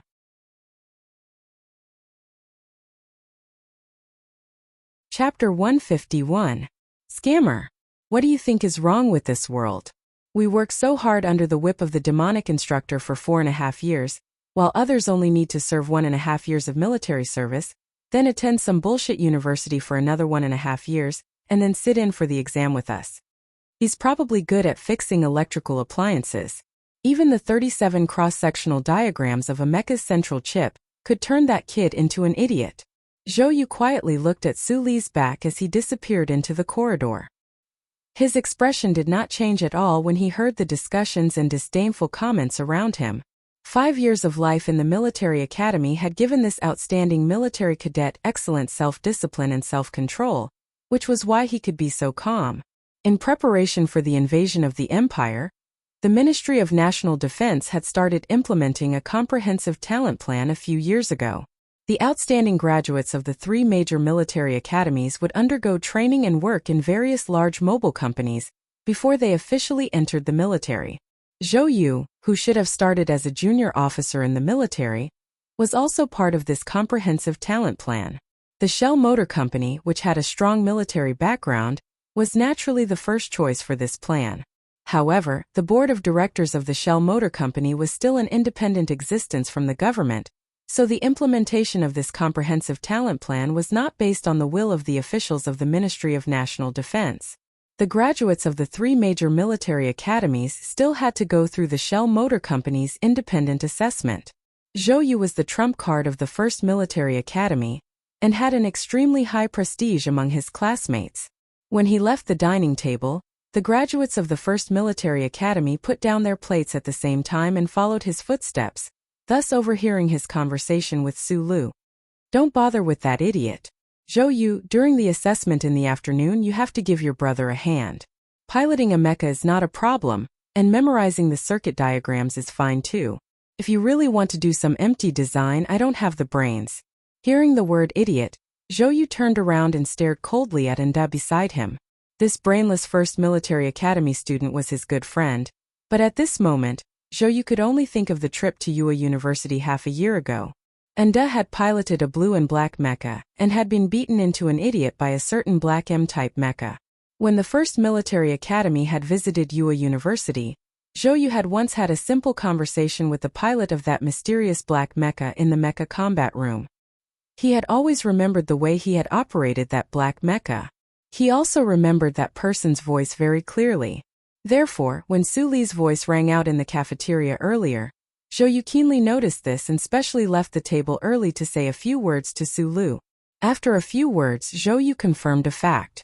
This auditing student from Yue University was the operator of the black mecha. "If I were you, I wouldn't be too arrogant in front of that Su Lu guy. Otherwise, you'll have to dig a hole and hide in it in the future." Zhou Yu stared into Nda's eyes and said, "Don't say I didn't warn you. During your internship, you also went to the basement of the Shell Motor Company. You know that it's all alloy down there. I'm just worried that you won't be able to dig it up."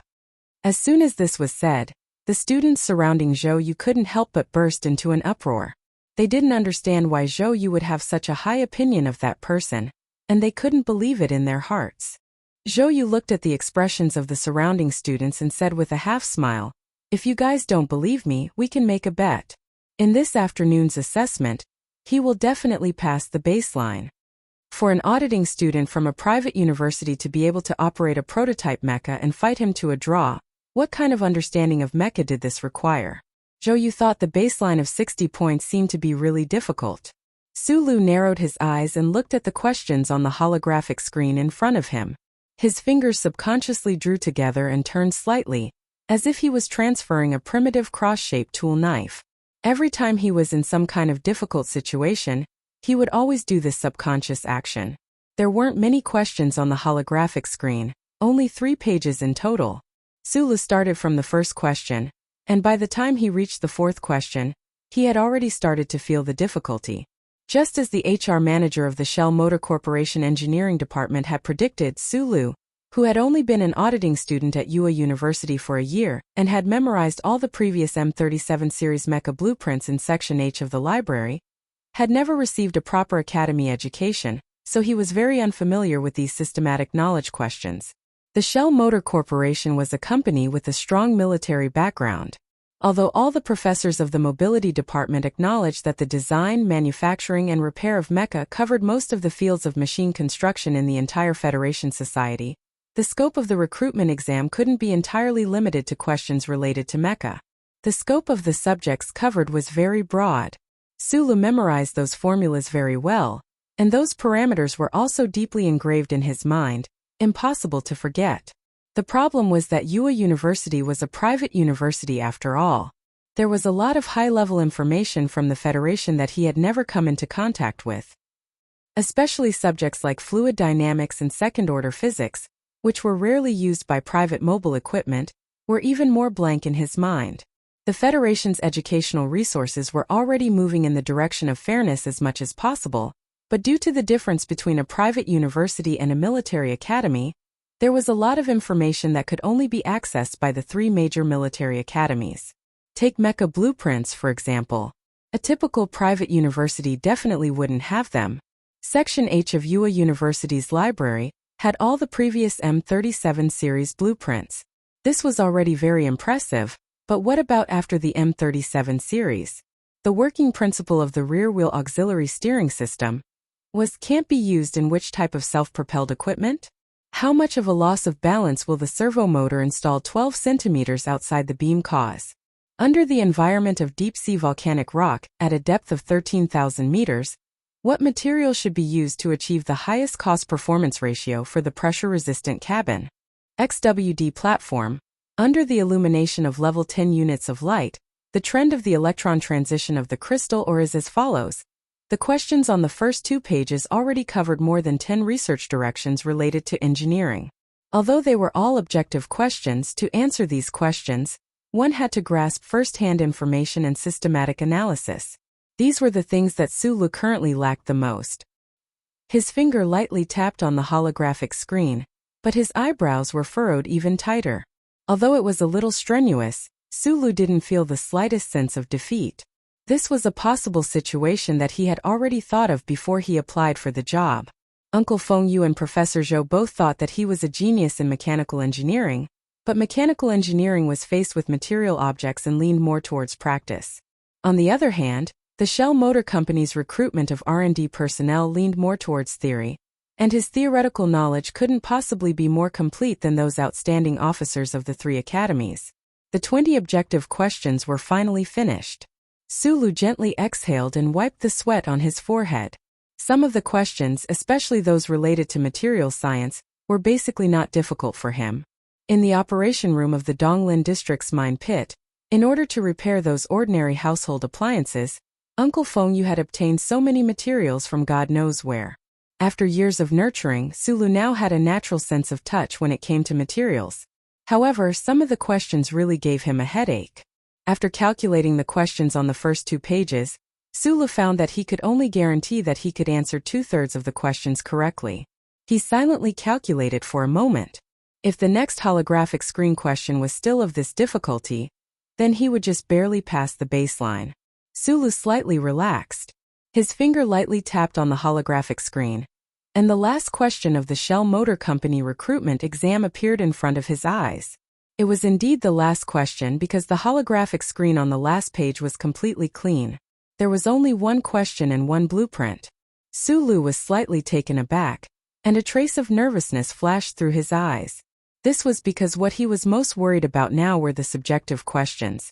There was only one question on the last page, and it actually took up 40 minutes. It was clearly a difficult question. If this question involved the design and deduction of some modern military mecha, how could he have found a feasible direction in such a short amount of time? Narrowing his eyes, he stared unblinkingly at the blueprint on the holographic screen. The nervousness in Su Li's eyes disappeared, replaced by vigilance and a strong sense of unease. His face also gradually paled, because he had discovered something that made him very uneasy. This blueprint looked somewhat familiar. This was not the blueprint question on the blank piece of paper Jian Shuer had left in the hospital, but there seemed to be some vague similarities.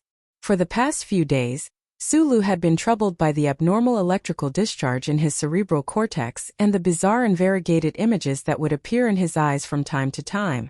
Now that he saw the familiar blueprint, his thoughts involuntarily returned to that annoying night. This blueprint should be a blueprint for the power transmission of some kind of large-scale equipment. However, it was different from the blueprint that Jian Shuer had forgotten in the hospital. It was not a power source, but a more powerful instantaneous energy output device. The question required the examinee to find a few mistakes in the blueprint and make changes based on their own understanding to ensure that the instantaneous energy output of the device was stabilized within a certain power range. Su Lu had no idea what this device was. He could only guess the nature of this device based on the data given in the question. He studied it seriously for a long time and vaguely grasped some sort of clue. The key to this question should be at the bottom left of the blueprint, where the control of the maximum lateral G value of the electron jet was. However, the problem was, although he knew how the electron jet worked, he had never seen the actual thing, not even a three-dimensional analysis diagram. He silently stared at the blueprint on the holographic screen. His face became paler and paler, and a drop of cold sweat began to seep out of his forehead. In the recruitment exam meeting room, there was a sense of disappointment. It seemed that the outstanding students of the third college did not have much confidence in such a complicated question. Some students even consciously began to leave the exam hall. Su Lu continued to stare at the holographic screen in silence. His fingers gently rubbed together, and his eyes gradually narrowed. The students who gradually left the exam hall, as well as the staff of the motor vehicle company, gradually noticed the pale-faced young man at the back. In a mythical story about the time before the catastrophe, there was once a powerful person who said, "I want light, so there was light in this universe." The silent Su Lu stared at the blueprint on the holographic screen and silently said in his heart, "I want the three-dimensional analysis diagram of the electron jet."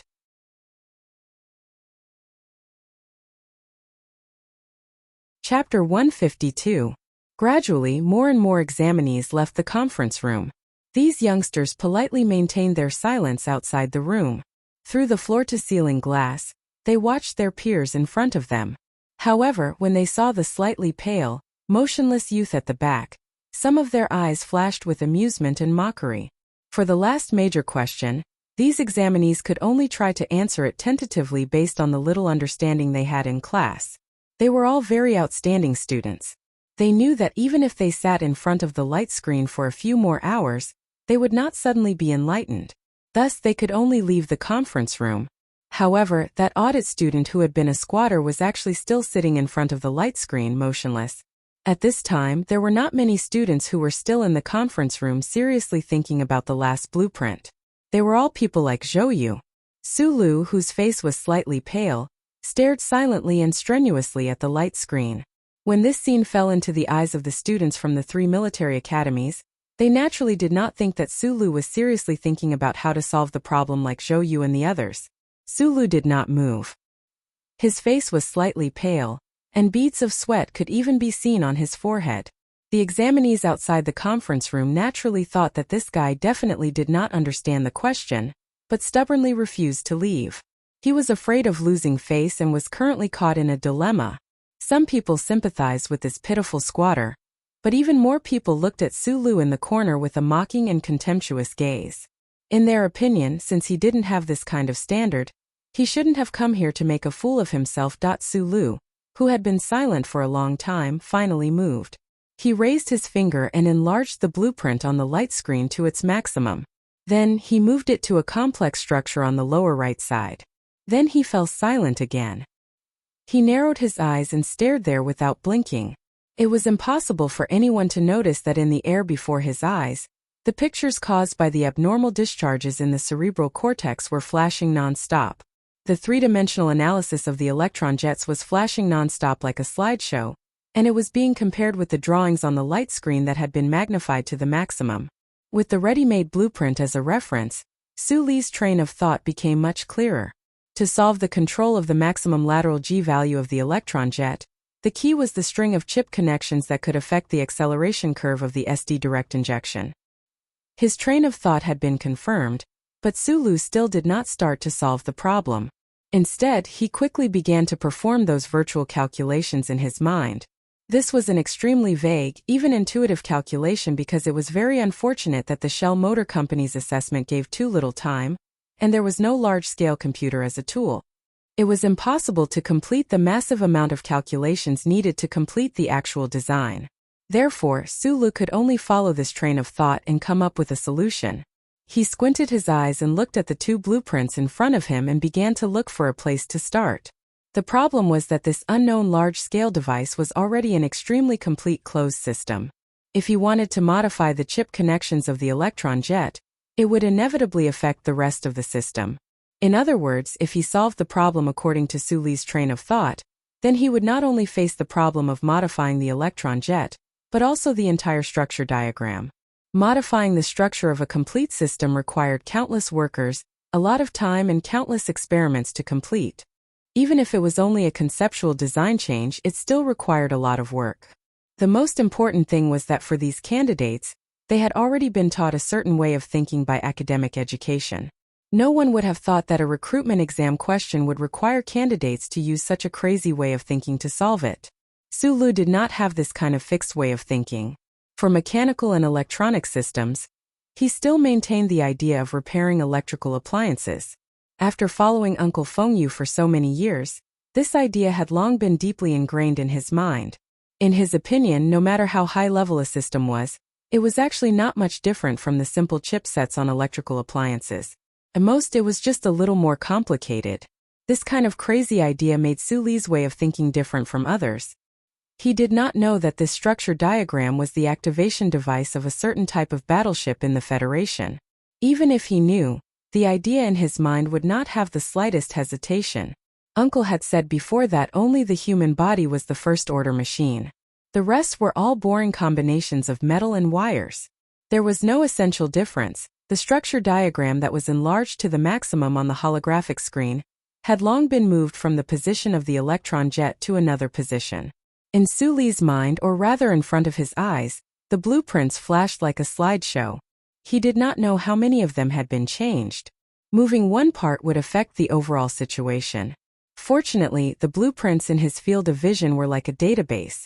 Following his strong will, an unlimited number of structural models were constantly moved and compared with the structure diagram on the holographic screen. Su Li became more and more familiar with this process. He faintly thought that he should have some kind of terrifying ability. His heart was excited, but his face was still calm. His face was slightly pale, and he narrowed his eyes as he stared at the holographic screen in front of him. The time for the examination to end was not yet up. Most of the examinees had already left the conference room. Although some of them had calculated that the problem in the last question should be with the electron jet, no matter how they calculated, they found that they could not change that part of the design without destroying the precision of the entire system. Therefore, they began to think that they had gone in the wrong direction. For this kind of large-scale equipment system, if a new design was to be made, it was not something that could be done by a single department. Naturally, it could not be the main point of the examination. Therefore, the last examinees to leave the conference room turned their thoughts to the rest of the structure diagram. A few of them successfully caught some problems and made the corresponding changes. Although they still could not meet the requirements of the examination, it was already very difficult. Zhou Yu was the second last examinee to leave the conference room. He frowned slightly, clearly dissatisfied with the changes he had made to the last structure diagram. However, he knew that he had done the best he could. Walking out of the conference room, he came to Enda's side. Following Enda's mocking gaze, Zhou Yu looked into the conference room and saw the slightly pale Su Li. He could not help but ask in confusion, He still hasn't come out? The objective questions can be guessed, but I'm afraid he can't even understand the last question. Enda lowered his voice and sneered. We came out early and kept seeing that guy staring at the holographic screen in a daze like a fool. His face was so scared that it turned white. Zhou Yu frowned. He kept feeling that things should not be like this. He had a confidence in that guy called Sulu, that even he himself did not understand. That I in the office beside the conference room, the supervisor of Shell Motor Corporation Engineering Department, Jose, who had just interviewed Sulu in the morning, carefully looked at the answers of the examinees sent over on the holographic screen. In the end, his gaze fell on Sulu's answer. He could not help but say regretfully, "It seems that this young man's basic knowledge is much better than I thought. He could pass the baseline at the beginning, but the last question was really too difficult for him. He could not have seen this kind of system structure before." It was almost time to hand in the exam. On Su Guang's exam paper, the last holographic screen was still blank. Supervisor Jose could not help but shake his head. Suddenly, his eyes narrowed. He stared at the words and lines on the holographic screen and refused to look away. After a while, Jose's face was slightly red. He pointed at Suli's answer on the holographic screen and kept tapping his finger. The examiner beside him saw his expression and could not help but worry. He asked, "What's wrong?" "Talent. Talent." Jose took a deep breath and looked at the holographic screen with a face full of smiles. He said, "The engineering department wants this person." The examiners around him curiously looked at the answers on their own holographic screens. After looking at it for a while, their expressions became extremely interesting. They did not expect that the auditing student who came from a squatting soldier background could actually write such an answer. They were very clear that the last question was a problem that the monster engineers from the engineering department had just solved 3 months ago. Because it involved military secrets of the Federation, these students had to sign a confidentiality agreement beforehand. In this recruitment exam, the Shell Motor Corporation did not expect these freshly graduated students to be able to solve this question. They only wanted to test the thinking of the candidates. And in front of them, this young man named Sulu, although he could not solve this problem, the slightly rough changes to the blueprints and the notes at the bottom were all faintly moving in the right direction. This examinee seems to be very familiar with the main cannon-based system. It's really incredible, the bald examiner hesitantly said. But there is still a big problem with the changes to the blueprints in the third region. What's there to be afraid of? Jose stared fixedly at the holographic screen and said loudly, "The key is this kid's thinking. It's really rare to see such a daring fellow nowadays." Sulu sighed, put down the holographic marker pen in his hand, and walked out of the meeting room. As the end of the exam approached, he finally wrote down the design changes that he had compared and tested many times in his mind onto the holographic screen. The problem was that he still found many problems. Most importantly, in this short period of time, he could only make some vague changes to the concept, but he was still thousands of miles away from the requirements of the question. "How do you feel about the last question?" Outside the meeting room, Zhou Yu looked at him and asked with a smile. Previously, when he saw Sulu start writing at the end, he had already vaguely guessed something. "It's too difficult, I can't finish it at all." Although Sulu did not know that the other had already recognized him, from the start of the mecha battle, he had a good impression of this first Academy's ace student. He answered honestly, "This kind of design change to a major system is not something I can handle. Even without the need for experimental data, just the design change alone will take at least a few months."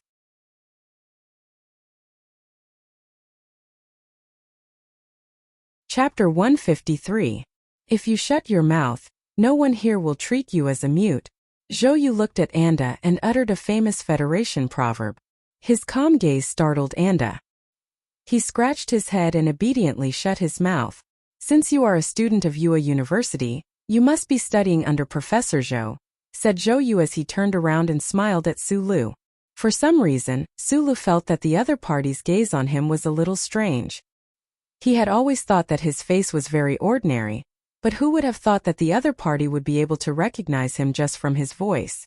After a few words, although Sulu was not familiar with this ace student of the First Military Academy, he had gained a deeper understanding of him.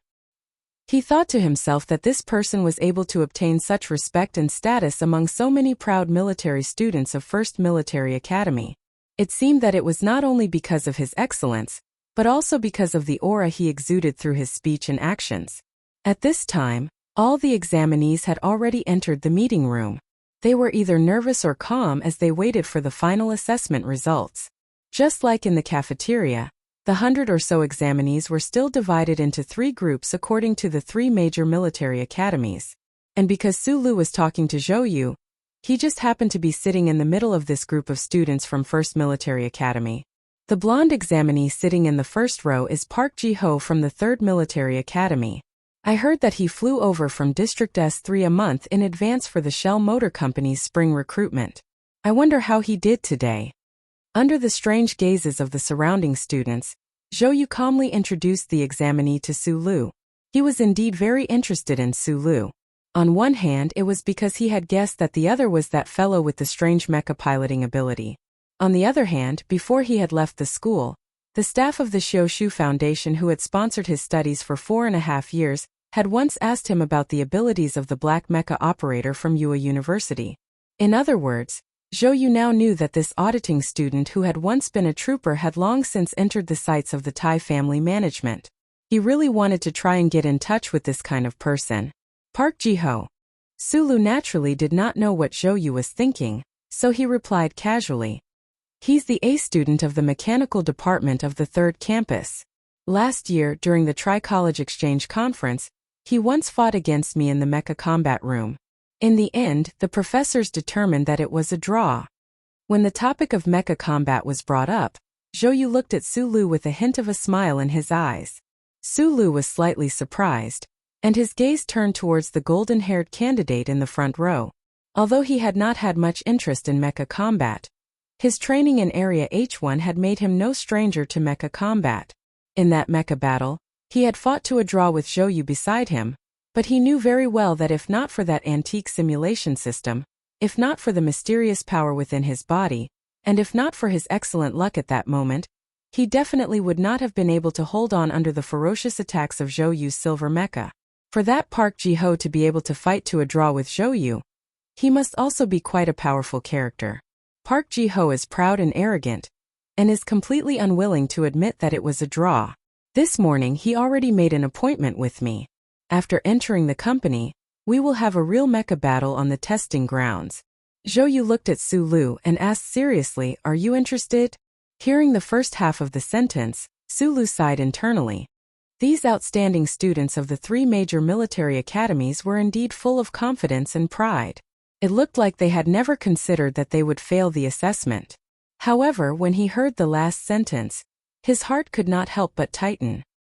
He narrowed his eyes at Zhou Yu, and after a long pause he smiled and said, "I have never even seen a real mecha in my life." Zhou Yu saw that Ling Lan was unwilling to respond to his probing, but he was not in a hurry. After a moment of silence he asked directly, "The last time I went to Yue University there was a black mecha."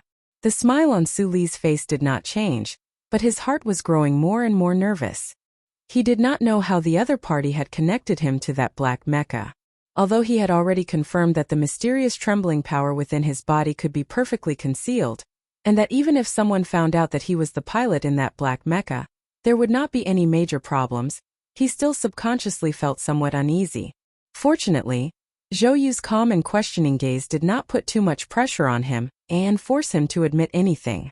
Because at that moment, a row of 7 examiners walked into the meeting room. The meeting room instantly fell silent.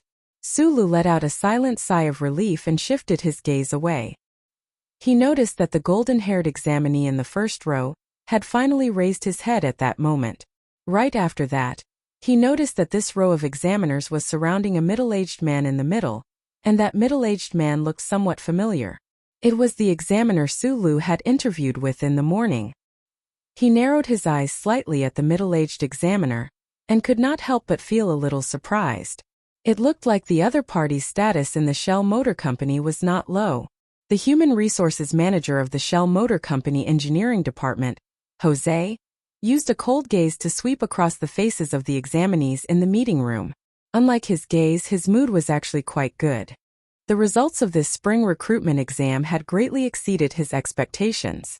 It looked like the all-rounder plan of the Ministry of National Defense was indeed not bad. The most outstanding graduates of the three major military academies had indeed performed much better than the previous examinees. Of course, the one who made him even more satisfied and gave him endless surprises was still the examinee he had personally interviewed. Among the 7 examiners, José's rank was of course the highest. However, he was still the human resources manager of the engineering department, and this recruitment exam was the responsibility of the head office's human resources department. Therefore, the matter of announcing the results and arranging the research direction of the examinees who passed the exam was left to the other examiners. The recruitment of the Shell Motor Company was fundamentally different from the recruitment of other companies. However, the examinees who passed the recruitment exam would be directly assigned to different departments, and there was no collective training for new employees. On one hand, this was because the examinees recruited by the most famous company in the Federation were the most outstanding group of people, and they had to satisfy the company's requirements of being able to use them. On the other hand, the company had always believed that the training of new employees should be carried out in practice, and should not waste any time and money. Following the voice of the examiner with a serious expression, examinees left the meeting room dejectedly from time to time. These were all people who did not pass the exam. As for the examinees who passed the exam, they listened attentively to the department they would be assigned to. Although being able to enter the Shell Motor Company was already a very difficult matter, being assigned to the best and most important department was of course an even better thing. The examinees who did not know the results of the exam were extremely nervous as they waited. Among them, there were naturally some who were different. For example, the blonde examinee in the first row, Park Ji-ho, or the smiling Zhou or Sulu. He was very clear that although he did not finish the last big question, he should have just passed the basic score. He only secretly wished in his heart that it would be best if he could enter the engineering department. This was because, within the Shell Motor Company, other than the Research Institute, the engineering department had the most access to the most advanced technology.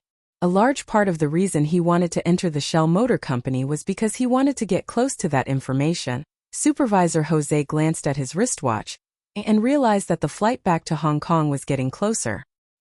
He gently patted the shoulder of the examiner in front of him and said a few words with a smile. Then he stood in front of everyone. He stared at the examinees who were still sitting in the audience and said, "I am the Human Resources Supervisor of the Engineering Department, José." Hearing this sentence, there was a sudden commotion in the audience. These students from the 3 major military academies were very clear about the position of the engineering department in the Shell Motor Company. Other than the Research Institute, the engineering department should be the most advanced department. Originally, they did not expect to be able to enter the engineering department, but they did not expect that the Human Resources Supervisor of the engineering department would be present in today's recruitment exam. What did this mean? I don't have much time, so I only have a few words to say. In today's recruitment exam, you all did very poorly. Only 7 people were able to pass the basic score. For those who passed the exam before, don't show the arrogance on your faces like you did in school. You all did not pass the basic score. The 7 examinees who passed the basic score, not bad. On behalf of the engineering department, I welcome all of you. The examinees in the meeting room were originally a little embarrassed, but after hearing this sentence, they could not help but become restless. They finally confirmed that the supervisor of the engineering department had personally come to the recruitment exam site to recruit people. All of the examinees wanted to enter the engineering department, so they all pricked up their ears, hoping that their names would come out from the supervisor's mouth. Even the examinees who had already been assigned to different departments were curiously watching. They did not know which lucky ones, or perhaps the most outstanding ones, would be chosen by the Shell Motor Company. The atmosphere in the meeting room was a little tense. Park Ji-ho Zhou. After reading out the 6 names, José subconsciously paused for a moment. Zhou, whose name was called out, smiled. The blonde examinee in the first row relaxed his body, but frowned. It was obvious that he was not satisfied with Zhou's name being called out after his. The examinees in the meeting room were both surprised and not surprised to hear these 2 names. This was because the students from the 3 academies often interacted with each other. They were very clear that in this batch of students, Park Ji-ho from the 3 academies and Zhou from the 1 academy were the most outstanding. They were curious about who the 7th name was. Could it be that his results were better than Park Ji-ho's and Zhou Yu's? But they heard that there were no outstanding people in this batch of students from the two academies. Jose smiled as he looked at the circle of people from the one academy. He said, Sulu. Once these words were said, the crowd was in an uproar. The students from the two academies in the front row could not help but stand up and turn to look at the circle of people from the first military academy. They wanted to see who this unfamiliar name was in the first academy. However, when they found out that the examinee chosen by the engineering department was actually the one they had previously mocked, squatting soldier, everyone's expressions became extremely interesting. The only one who was mentally prepared, Zhou Yu, could not help but be surprised. He smiled and patted Su Li's shoulder. Everyone in the circle of people from the one academy was already stunned, especially the boorish Anda. At this moment, his mouth was wide open, and he looked at Su Lu as if he was looking at a monster. He was speechless for a long time.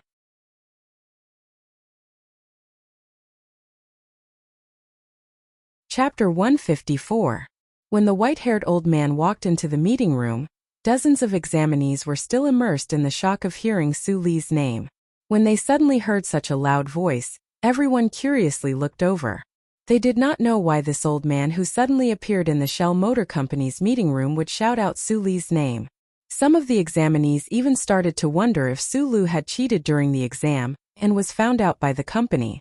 That's right, if he did not cheat, how could this auditing student pass the exam? His performance was even more outstanding than the best students in the third campus, and he was chosen by the human resources manager of the engineering department. Some of them even started to fantasize. If Su Lu was stripped of his qualifications and kicked out of the meeting room, would it be their turn to be on the list of 7 people? Seeing the white-haired old man who directly rushed into the meeting room, the examiners on the stage respectfully greeted him. Only the human resources manager of the engineering department, Mr. Jose, frowned and did not say a word. He glared fiercely at the bald examiner beside him. The bald examiner frowned and said, Mr. Jose, the research institute has been short of manpower recently. Especially this person, he has been cursing in the human resources department for the past 2 days. It's not that I deliberately revealed it, but he must have seen the results of the exam. At this time, an examiner introduced him to the examinees in the meeting room. This is Professor Shen from our company's research institute. Hearing the words research institute, the examinees in the meeting room were dumbfounded. If the engineering department was the most advanced department in terms of technology in the Shell Motor Company, then the research institute was the cornerstone of the entire Shell Motor Company. For countless years, the research institute had provided the Shell Motor Company and the Federation with an endless supply of wisdom and research results. However, this high and mighty research institute had always signed cooperation agreements with professors from various universities. They had never heard of recruitment through the Human Resources Department. Why did this old professor suddenly appear in the meeting room? Who is Su Lu? Professor Shen from the Research Institute did not pay attention to the examiner's introduction. He also did not pay attention to Mr. Jose's gaze. He shouted at the examinees below the stage. Su Lu was confused. He stood up and raised his hand. I am. Professor Shen looked at him, then looked at the printed test paper in his hand. He nodded with satisfaction and said, although your basic knowledge is a bit lacking, you can barely use it. You come with me. This scammer called Su Lu was not only chosen by the engineering department, but he was also about to be recruited as a staff member of the research institute. This fact made the atmosphere in the conference room even more strange. Besides Su Lu, Zhou Yu revealed a look of shock. Su Lu opened his mouth slightly, not understanding what had happened. The gazes of the examinees in the meeting room all landed on him. Envy, jealousy, shock, suspicion, and all sorts of emotions were present. Park Ji-ho, who was sitting in the first row, was also staring at Su Lu. His slender eyes, which were partially covered by his golden hair, were filled with disbelief and jealousy. Professor Shen, who came from the Research Institute, said to the examiner from the Human Resources Department, help him with the procedures. At this moment Mr. Jose, who had been silent, finally could not help but say, wait, this examinee has already been chosen by the engineering department. Professor Shen looked at him and frowned. He said, I need manpower for my research project. The few thousand engineers in your engineering department are not enough for you? The engineering department is not the Bureau of Proclamation's Human Resources Committee. We don't have extra people. Mr. Jose did not budge. The Research Institute wants people and the engineering department wants them? Do you want me to go to the board of directors? This was only a small matter. Of course, it was not enough to alarm the Shell Motor Company's board of directors. However, Professor Shin was very confident in his words. After all, the Research Institute's position in the company was unshakable. The key is the examinee's own will.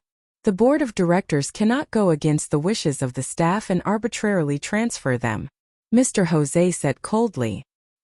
He then turned his head and said to Sulu, "Don't be scared by the reputation of the Research Institute. Young people like you will want to transfer out in 3 days if you go to that kind of lifeless place. Also, I have seen Professor Zhou's recommendation letter. Your hands-on ability is the strongest. The engineering department is the most suitable department for you." At this moment, the people in the meeting room were dumbfounded. Especially the examiners on the stage. They could not help but smile bitterly. Who would have thought that this year's spring recruitment would actually alarm the 2 major departments in the company? The most important thing was that these 2 departments were actually fighting over a single examinee. What was the most expensive thing in the 37th century? Sure enough, it was a talent at the side door of the Shell Motor Company.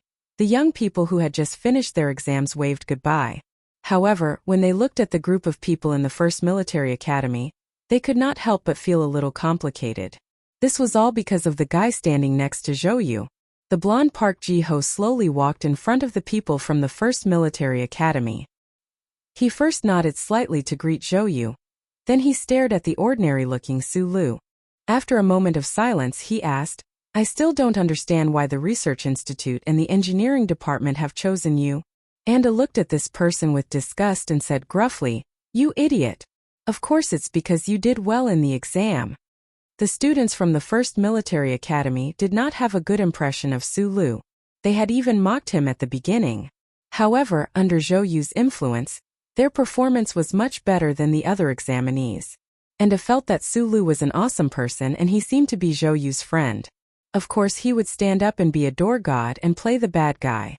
After Park Ji-ho left, Zhou smiled at Sulu and said, "The bus back to school is waiting for us. Are you going the same way?" Sulu shook his head. The 2 exchanged contact information and waved goodbye. When the side door returned to silence, he retracted his gaze from the street and walked into the automatic tunnel beside the flower bed. He walked towards the parking lot at the corner of West 13th Street. The parking lot in the basement of the Capital Special District was very clearly planned. Moreover, the parking lot was exceptionally large. It was the size of 5 football fields. Sulu gripped the armrest tightly under the dim light. He felt a little strange in his heart. The bloody mecca in the underground parking lot of Linhai Gymnasium had always been a rather depressing memory in his mind. The automatic caterpillar tunnel carried his body forward in the parking lot. He narrowed his eyes and thought, when was the last time he played football? It seemed to be 6 or 7 years ago at the back of Zhonglo Street. He played with Weizi and the others. Ever since he met Uncle Feng Yu and started to repair home appliances, he never played again. When he arrived at the H section of the parking lot, Sulu pressed the key in his hand. Not far away, a black car automatically ignited and let out a soft welcoming sound. He glanced at the H section above the parking lot and could not help but smile. He thought of the young man he met in the H section. The black car had no logo. It was a gift from Taiyuan to Sulu before he left. After sitting in the car, Sulu did not immediately leave. Instead, he silently closed his eyes and began to think about what happened at the Shell Motor Company today. Leaning against the comfortable seat, Sulu closed his eyes as if he was about to fall asleep. Entering the Shell Motor Company on one hand, was because this was his dream and the future he had promised to someone. More importantly, it was because he needed to solve some problems that were very troubling to him. The images in his mind were too strange. There were many blueprints that he did not know the purpose of. Today, during the exam, he found a very similar blueprint which made him more determined. He had to figure out the strange things that were happening in his body as soon as possible. He had to figure out what was going on with that strange black dream. If these things were related to the chip behind his neck, then he had to figure out the secret of this camouflage chip. The best places in the Federation in this area were the Federal Academy of Science and the Shell Motor Company. His performance today and the sensation he caused were completely different from his usual style of doing things. This was because he knew that in a top company like the Shell Motor Company with his ability, there was no need to talk about hiding. In order to climb up the ranks among countless outstanding peers, in order to possibly come into contact with the core technology of the Federation in a very short period of time, he had to fully utilize his ability. Only technology could be used to get close to technology itself. It was also because of this reason. Although the Human Resources Director of the Engineering Department patiently explained the pros and cons of the two in the office, as well as the problems of the Research Institute, he still chose to follow Professor Shin into the Research Institute. After all, the research of the Shell Motor Company in the field of microchips was recognized by the Federation as second to none. Sulu knew that he had some talent in the field of mechanical repair, and in the few years he had followed Uncle Fengyu, he had unknowingly grasped a lot of knowledge about high-end equipment in the Federation from the process of repairing home appliances. But he also knew that if the Black Dream didn't leave him with so many strange blueprints, he definitely wouldn't have been able to solve the last question in today's exam. Thinking of this, he opened his eyes. His eyes revealed a trace of reminiscence. His right hand subconsciously touched the back of his neck. Although his finger didn't feel any protrusion, he knew that there was an extremely small chip underneath. Uncle is the truly awesome person, Sulu exclaimed in his heart. He always thought that the blueprints that appeared in front of his eyes due to the abnormal discharge of his brain were the information that Uncle left in the chip. Although he didn't understand how so much information could be integrated into a microchip, he clearly understood that his brain was now equivalent to an extremely large and complex database. What he didn't know was that the blueprints in his mind were things that didn't even exist in the Federal Academy of Sciences database. And these pictures weren't left in the chip by Uncle, but by a great existence of data. In order to wake him up from his coma, it used the second type of communication method. What he didn't know was that he was the fugitive with the best luck in the universe.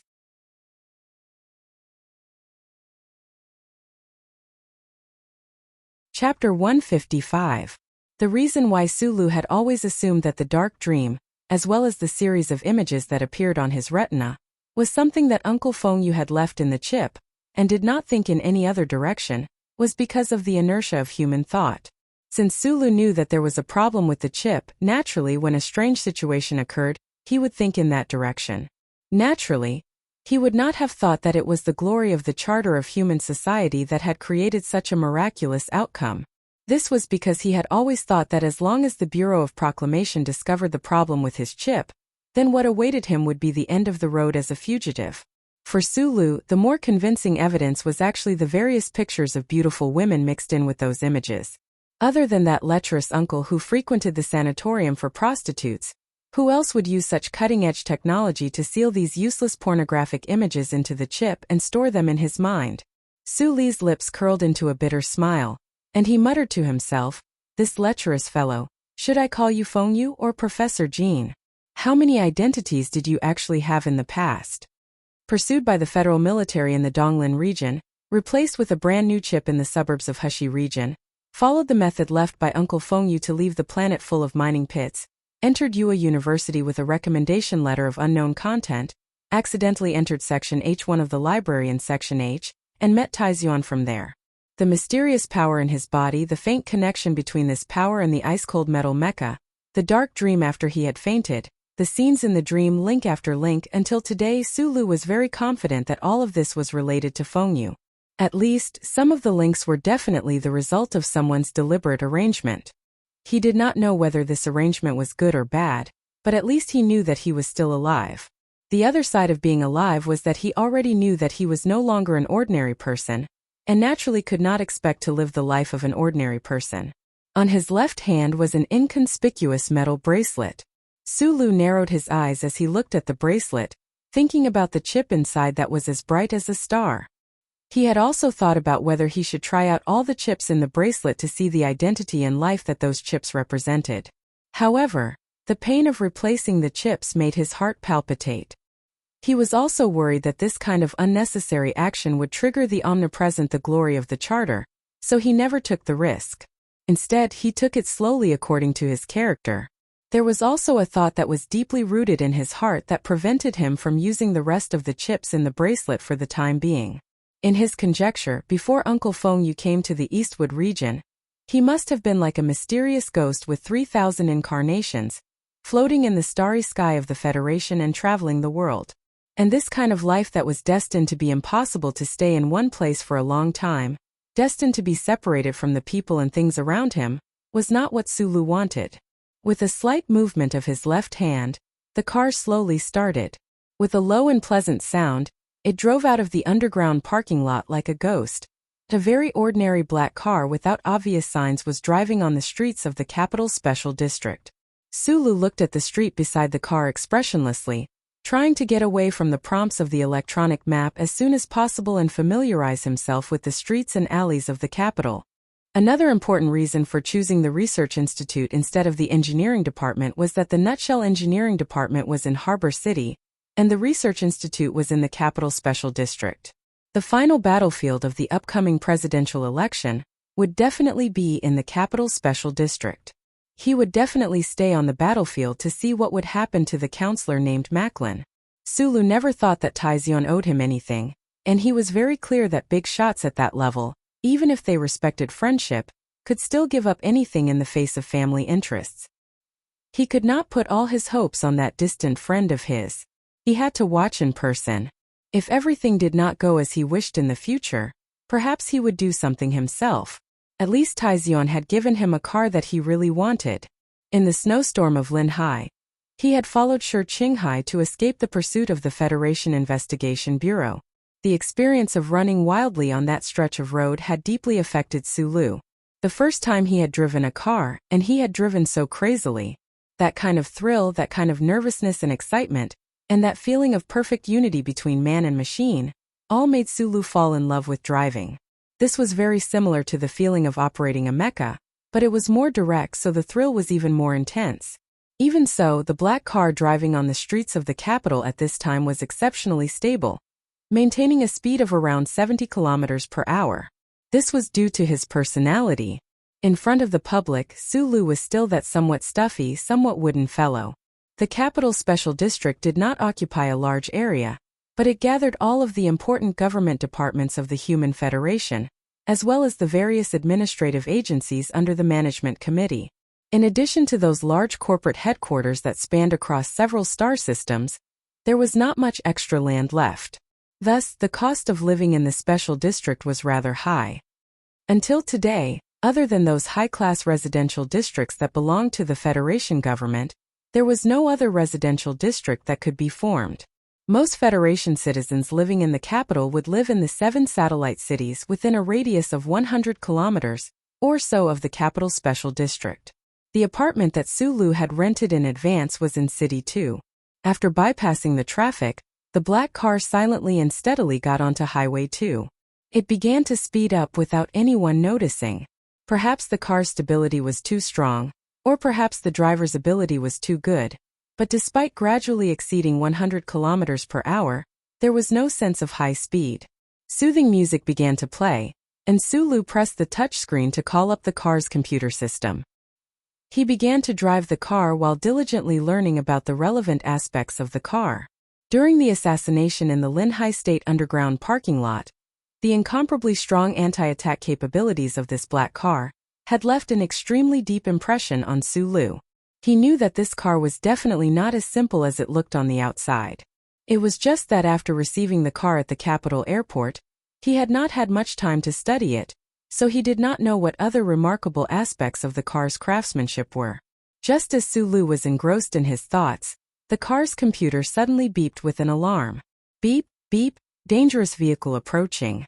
Sulu's nerves suddenly tightened, but before he had time to react, he only saw an extremely bright red shadow on his left. With a whoosh, it overtook the car, leaving behind only a strong gust of wind.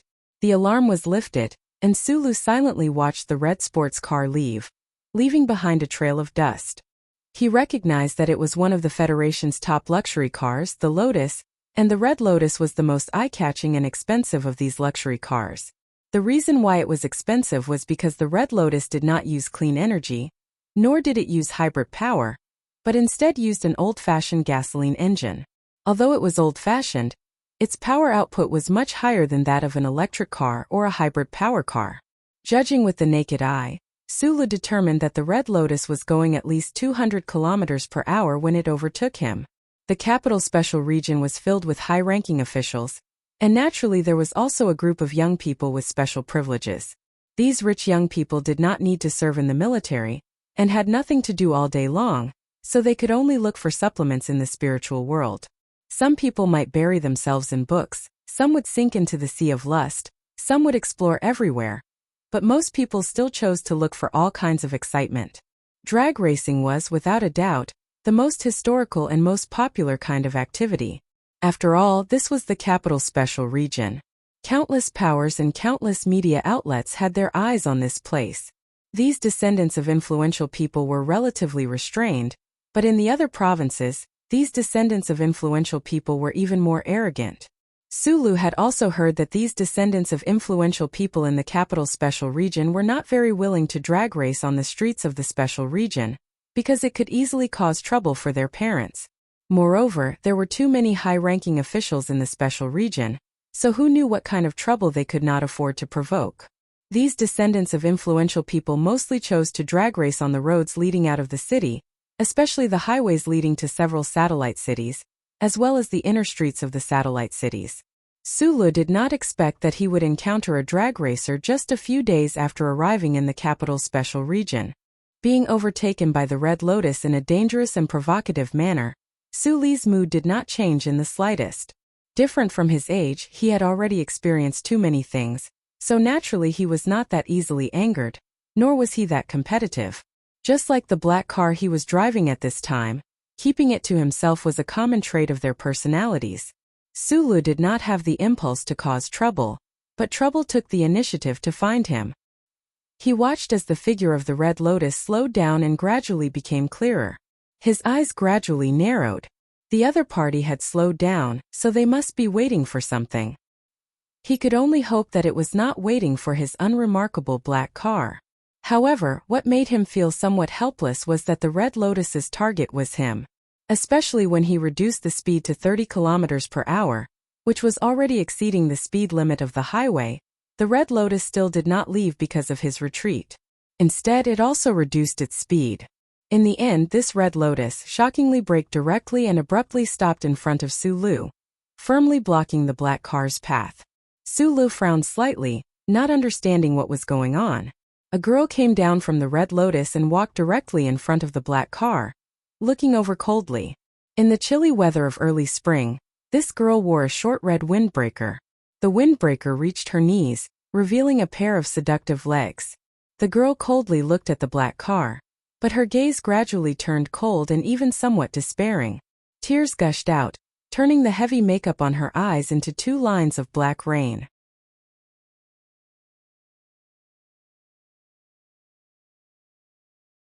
Chapter 156.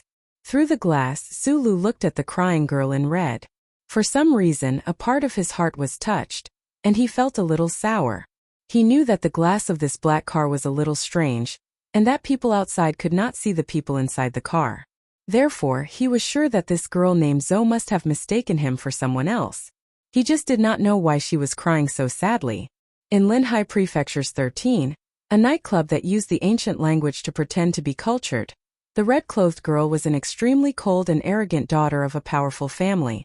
In Yua University's Double Moon Festival Ball, the red-clothed girl pretended to be a calm and elegant daughter of a rich family. But no matter which one it was, Sulu didn't like her very much. Although he and Shi Qinghai were a team, they had never been at a disadvantage in front of this girl named Zhou, who was used to wearing red. But Sulu did not think that he would have the slightest good impression of this girl. He only felt a little disgust. But for some reason, on the highway on the outskirts of the capital special administrative region, far away from Linhai, seeing this woman crying helplessly and hopelessly, seeing her beautiful face covered in heavy makeup that gradually turned into ink rain, Sulu actually felt some sympathy for her. Probably because not long ago, he had also cried helplessly and hopelessly, We only see each other twice in 2 years. In these few months, other than sending me a New Year's greeting card, you don't even want to see me. Why is that? Do you know how painful it has been these past few months? Of course you are the high and mighty crown prince. What am I? I am a woman that your family gave you with both hands. You don't even like me. Even if I am nothing, we were friends in the past. Don't you care about me at all? I don't want that kind of care. It's just that my mood is really bad right now. There are a lot of things that I don't dare to tell my family. And now you disappeared too. Zhou cried and even shouted hysterically at the black car. Her slightly curly hair was draped over her shoulders, and her extremely thick makeup was like a colorful wall that had been washed away by rain, revealing the miserable and pale skin underneath. Sulu had occasionally heard Taizion mention the Zhou family siblings at the general hospital and at the seaside. Most of the time it was about Zhou. Taizion had asked him to forget about the conflict in Linhai Prefecture. After all, the Zhou family was the influence that the Tai family had nurtured in the Federation government. In those two conflicts, Sulu and Shi Qinghai didn't suffer any losses. In fact, they even took advantage of the situation. Therefore, he didn't take it seriously and had completely forgotten about this ruthless girl in red. Who would have thought that he would meet her in the outskirts of the special district of the capital city today? What's more, she was different from her usual self. She seemed particularly desperate and real. Sulu knew that this girl in red must have mistaken him for Taizion because of this unmarked black car. That was why she was so angry and lost her composure. He narrowed his eyes slightly. He didn't know how to solve this problem in front of him, but he knew that he couldn't let her continue to misunderstand him. Otherwise, if she said something more serious, the trouble would become even bigger. He gently pressed a button, and the car's computer immediately responded. The window that was covered with a layer of film gradually turned transparent, revealing Su Li's ordinary face. Zhou's angry words came to an abrupt halt. She looked at the young man in the black car in astonishment. She was somewhat puzzled and then shocked speechless. She easily recognized Su Lu. When she thought about how her previous loss of composure was completely seen by this hateful young man, endless shame and embarrassment welled up in her heart. This feeling was so strong that it turned into anger in the end. She fiercely glared at Su Lu on the other side of the car window. She wiped the tears on her face and without saying anything, simply returned to her Red Lotus sports car, leaving behind a stunned and speechless Su Lu. Seeing the Red Lotus sports car start to move, Su Li's eyebrows slightly furrowed. He lightly stepped on the accelerator, and the black car started to move again. He followed her from a distance. He didn't know what he had discovered, but he didn't choose to leave this troublesome person. The two cars in front and behind didn't go too fast. They drove on the second highway toward the second city district. Sulu had discovered something, so he decided to temporarily follow the cold young lady for a while. However, Zhou, who was sitting in the Red Lotus sports car in front of him, didn't leave at high speed for some unknown reason. At this moment, the car's computer's warning sounded again.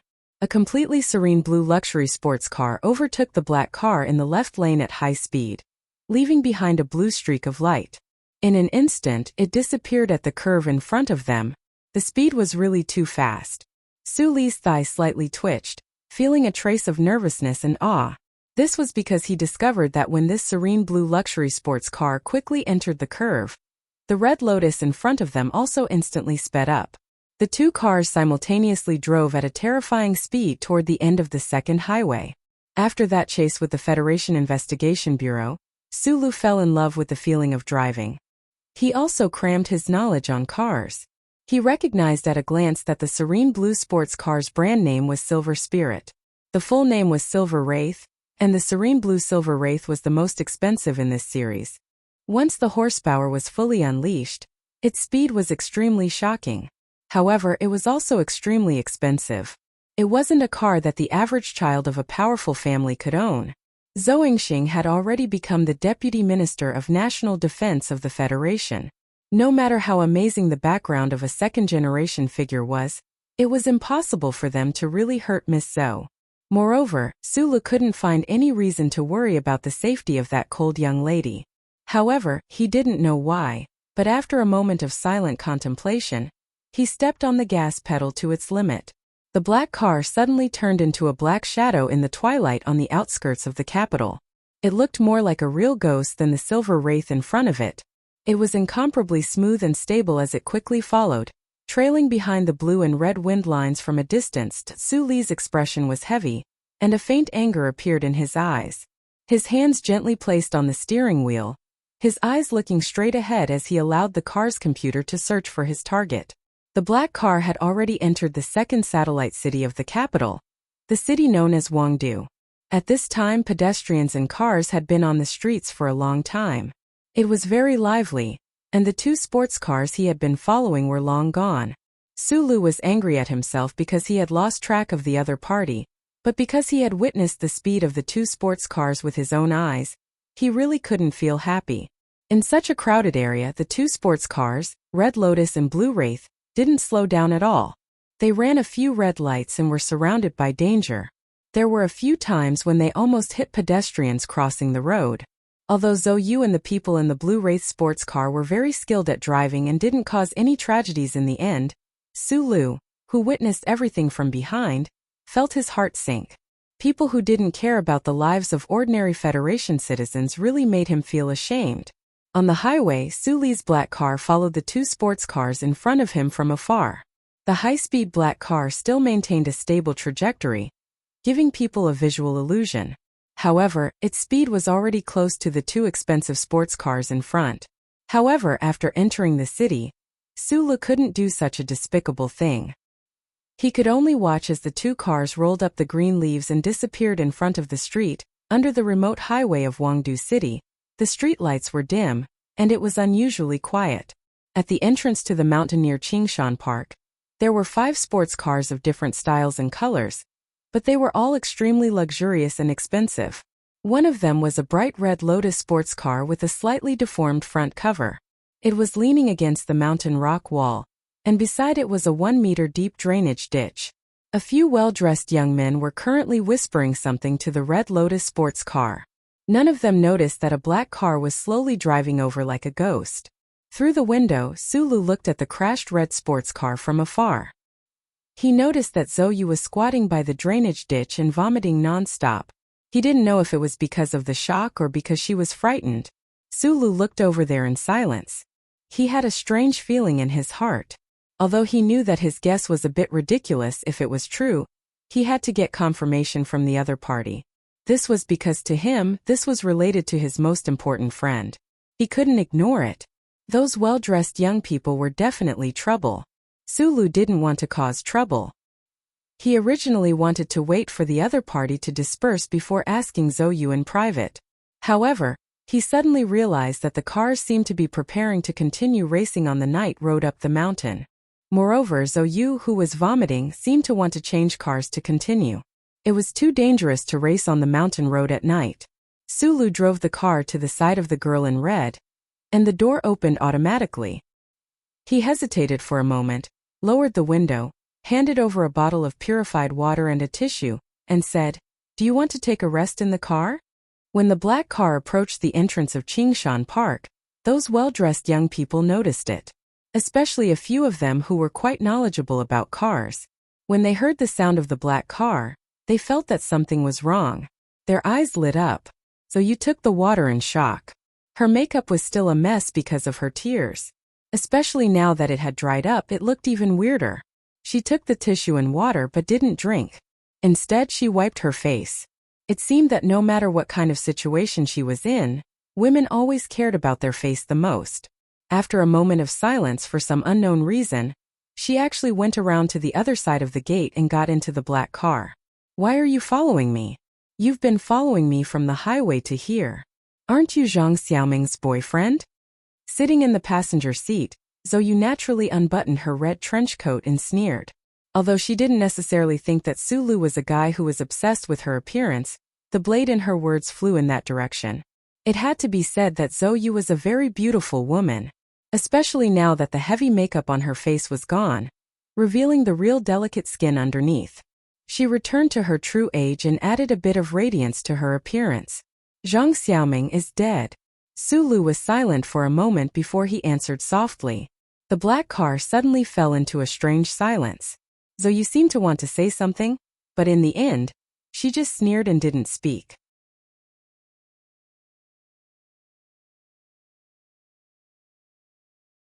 Chapter 157. Upon hearing the news of Zhang Xiaoming's death, Zoe fell silent. Although she wasn't close with the girl, she was still someone she knew. Especially recently, she found that because of that incident, she had some endocrine imbalance and became sentimental. In order to not let her eyes become moist for no reason, she chose to make her face more indifferent and her mind more empty. At that moment, she heard Su Li's question. This question was very natural. It was like a young woman in a coffee shop covering her mouth and giggling while asking a female friend next to her. It was also like a mother nervously and joyfully asking her daughter. No one knew about that incident. In order to hide it, Zhou Yu, who had already fallen out with her family, simply moved out. For so many days she hadn't told anyone about this incident. It weighed on her heart, making her feel extremely painful and troubled. Su Li's ordinary face and gentle and steady pace of speech often made the people around him feel close and trustworthy. Although Zhou Yu wasn't his friend, when she heard such a natural question, the pressure that had accumulated over the past few days seemed to have found a breakthrough. She naturally replied bitterly, "It's been more than 3 months." As soon as this sentence came out, Zhou Yu's expression suddenly froze. She suddenly turned around and stared coldly at Su Li's face. After Su Li confirmed his guess, the expression on his face became more serious and concerned. "How did you know?" The extremely cold expression didn't last long. It immediately collapsed into a pale and slightly panicked face. Zhou Yu looked at Su Li and asked in a trembling voice. Su Li's eyes lowered and landed on her lower abdomen. If it weren't for his sharper eyes than the average person, he definitely wouldn't have noticed the slight bump. "You're pregnant. Why are you still racing?" "It's too dangerous," Su Li said. There was no makeup on Zhou Yu's face. She was pure and beautiful. When she heard the word pregnant, a trace of desolation suddenly appeared on her face. It was just like that morning a long time ago when she left an unfamiliar apartment. She burst into tears like a broken pot. "It's none of your business. If I remember correctly, we don't know each other that well. In fact, we've always been enemies," Zhou Yu said. Su Li had no interest in arguing with her. He only knew that he had guessed one thing correctly, and with the confirmation of her pregnancy date, his second guess was about to come to fruition. On the night after the Double Moon Festival ball, the pair involved in the scene on the grass beside the Rose River did not know that he had already seen it. Su Li was silent as he considered his choice of words. Out of the corner of his eye, he noticed that the few well-dressed young men beside the car had already cast strange glances at his car. Without waiting for him to open his mouth to ask, Zhou Yu suddenly said coldly, "I didn't expect the Crown Prince to actually give you this car. It seems like you really are a subordinate that the Tai family values. He has a lot of cars." "It's not strange that he gave me one," Su Li corrected. "I'm not his subordinate. I'm his friend." Hearing the word friend, Zhou Yu's slightly red eyes flashed with a strange light. She immediately said mockingly, "Someone like him has friends? Someone like you is worthy of being his friend?" These words were very disdainful and humiliating, but Su Li acted as if he didn't hear it at all. "How is the Crown Prince now?" "I don't know. I haven't contacted him in a few days. Originally, he was supposed to finish studying in Linhai for half a year, and then directly go to the Westwoods to join the army. However, since he ended his studies early, I don't know where he will go." Looking at the lonely girl in red beside him, Su Li slightly narrowed his eyes. Only now did he remember that this girl and Taiziong were the same year. She was younger than him and was a real girl. However, in the past, the vitality and innocence that a young girl should have was covered up by her cold personality and gorgeous makeup. After Zhou Yu heard about Taiyuan's recent situation, she became silent. Her rosy lips slightly opened as if she wanted to continue asking, but in the end, she only remained silent. Seeing her companions walking towards the car, she was about to get out of the car when Su Li called her back. "Don't go racing. It's too dangerous for you and others," Su Li said softly to her as he looked out the window at the expensive blue sports car not far away. Zhou Yu laughed mockingly. "Who do you think you are? You actually dare to control me like that old man of mine? Whether you live or die has nothing to do with me. I also don't like trash like you who don't care about human lives. Sulu was rarely so mean. He turned his head and looked at her with narrowed eyes. He said word by word, "But right now, the life in your belly has a lot to do with me, so naturally I have to control you." So you was a smart person. She didn't misunderstand these words. Instead, she very sensitively discovered that this ordinary person named Sulu. Perhaps he had already guessed the true identity of the father of the child in her belly. This was because she knew very well that this person and Sulu beside her were very close friends. Her face suddenly became even paler. She looked at Sulu in a daze. In her shock, she forgot to get out of the car. The few well-dressed young people were originally discussing the night run. However, when they saw Zoyu get into the black car that suddenly arrived, they were silent. They were guessing the identity of the black car's owner in their hearts. These people's families had considerable status in the special capital region. However, their father's company had to maintain a good relationship with the National Defense Department's Deputy Minister Zhou, who was in charge of logistics. Naturally, they didn't want to disturb the conversation between Miss Zhou and her friends. "Where do you live? I'll send you back and ask you some questions." "I can't leave yet. I lost a bet with someone today. If I can't win it back in the night run, I have to pay for the bet." For some reason, Zoyu calmly explained. The people outside the car seemed to be a little impatient, especially when the blue Silver Spirit sports car flashed its lights twice. A young man walked to the car window, gently knocked, and said with a smile, "Sister Zhou, are you still running tonight? They're urging us." Although they didn't want to offend Zoyu, they didn't want to offend the owner of the blue Silver Spirit sports car even more. Although until tonight, they still didn't know the name of the owner of the car. They had been warned from all sides that this was a big shot that they couldn't afford to offend. At this time, a middle-aged man got out of the blue Silver Spirit sports car. He walked straight to Suli's car and said coldly, "Miss Zhou, the young master said that we have 3 people in the car, and he'll let you sit empty for 5 minutes. If you're not in the mood tonight, or you don't want to change cars, then please drink this bottle of wine." A bottle of aged wine was in the middle-aged man's hand. It seemed that today's bet on Highway 2 was a bottle of wine. It was strange. Although the descendants of the Federation's rich and powerful definitely wouldn't be so bored as to gamble, it was a bit surprising that they would only drink a bottle of wine. The car window slowly rolled down. Sulu said she won't be running today, and she won't drink the wine either. Sulu thought of the thrilling scene on the streets of Wangdu City. He didn't have the slightest good impression of the person in the blue Silver Spirit sports car. It was the same for Zoyu, who drove the Red Lotus. He shouldn't have gotten involved in this trouble, but at this time, since he already knew that Zoyu's slightly swollen abdomen could be the descendant of that lazy guy, he definitely wouldn't let Zoyu race so crazily again. As for something like wine, could a pregnant woman drink it? Suli's reply made the middle-aged man slightly stunned. Immediately, a gloomy expression appeared on his face. He thought that his young master had already given enough face to this young miss from the Zhou family by only letting her drink a bottle of wine as a gesture. He didn't expect that the owner of the black car, who had suddenly appeared, would reject him so cleanly and without giving him any face. "This is between my young master and Miss Zhou. May I ask who you are?" He didn't know the identity of the ordinary-looking young man in the black car, but he thought that since the other party was sitting together with Zoyu, he must not be an ordinary person, so his tone of reply was still polite. Before Sulu could answer, Zoyu replied with a faint smile, "I don't know him. I overtook his car on the road, but I didn't expect him to follow me here." Suli's pair of knife-like eyebrows furrowed slightly. He knew that the woman beside him had habitually started to cause trouble again.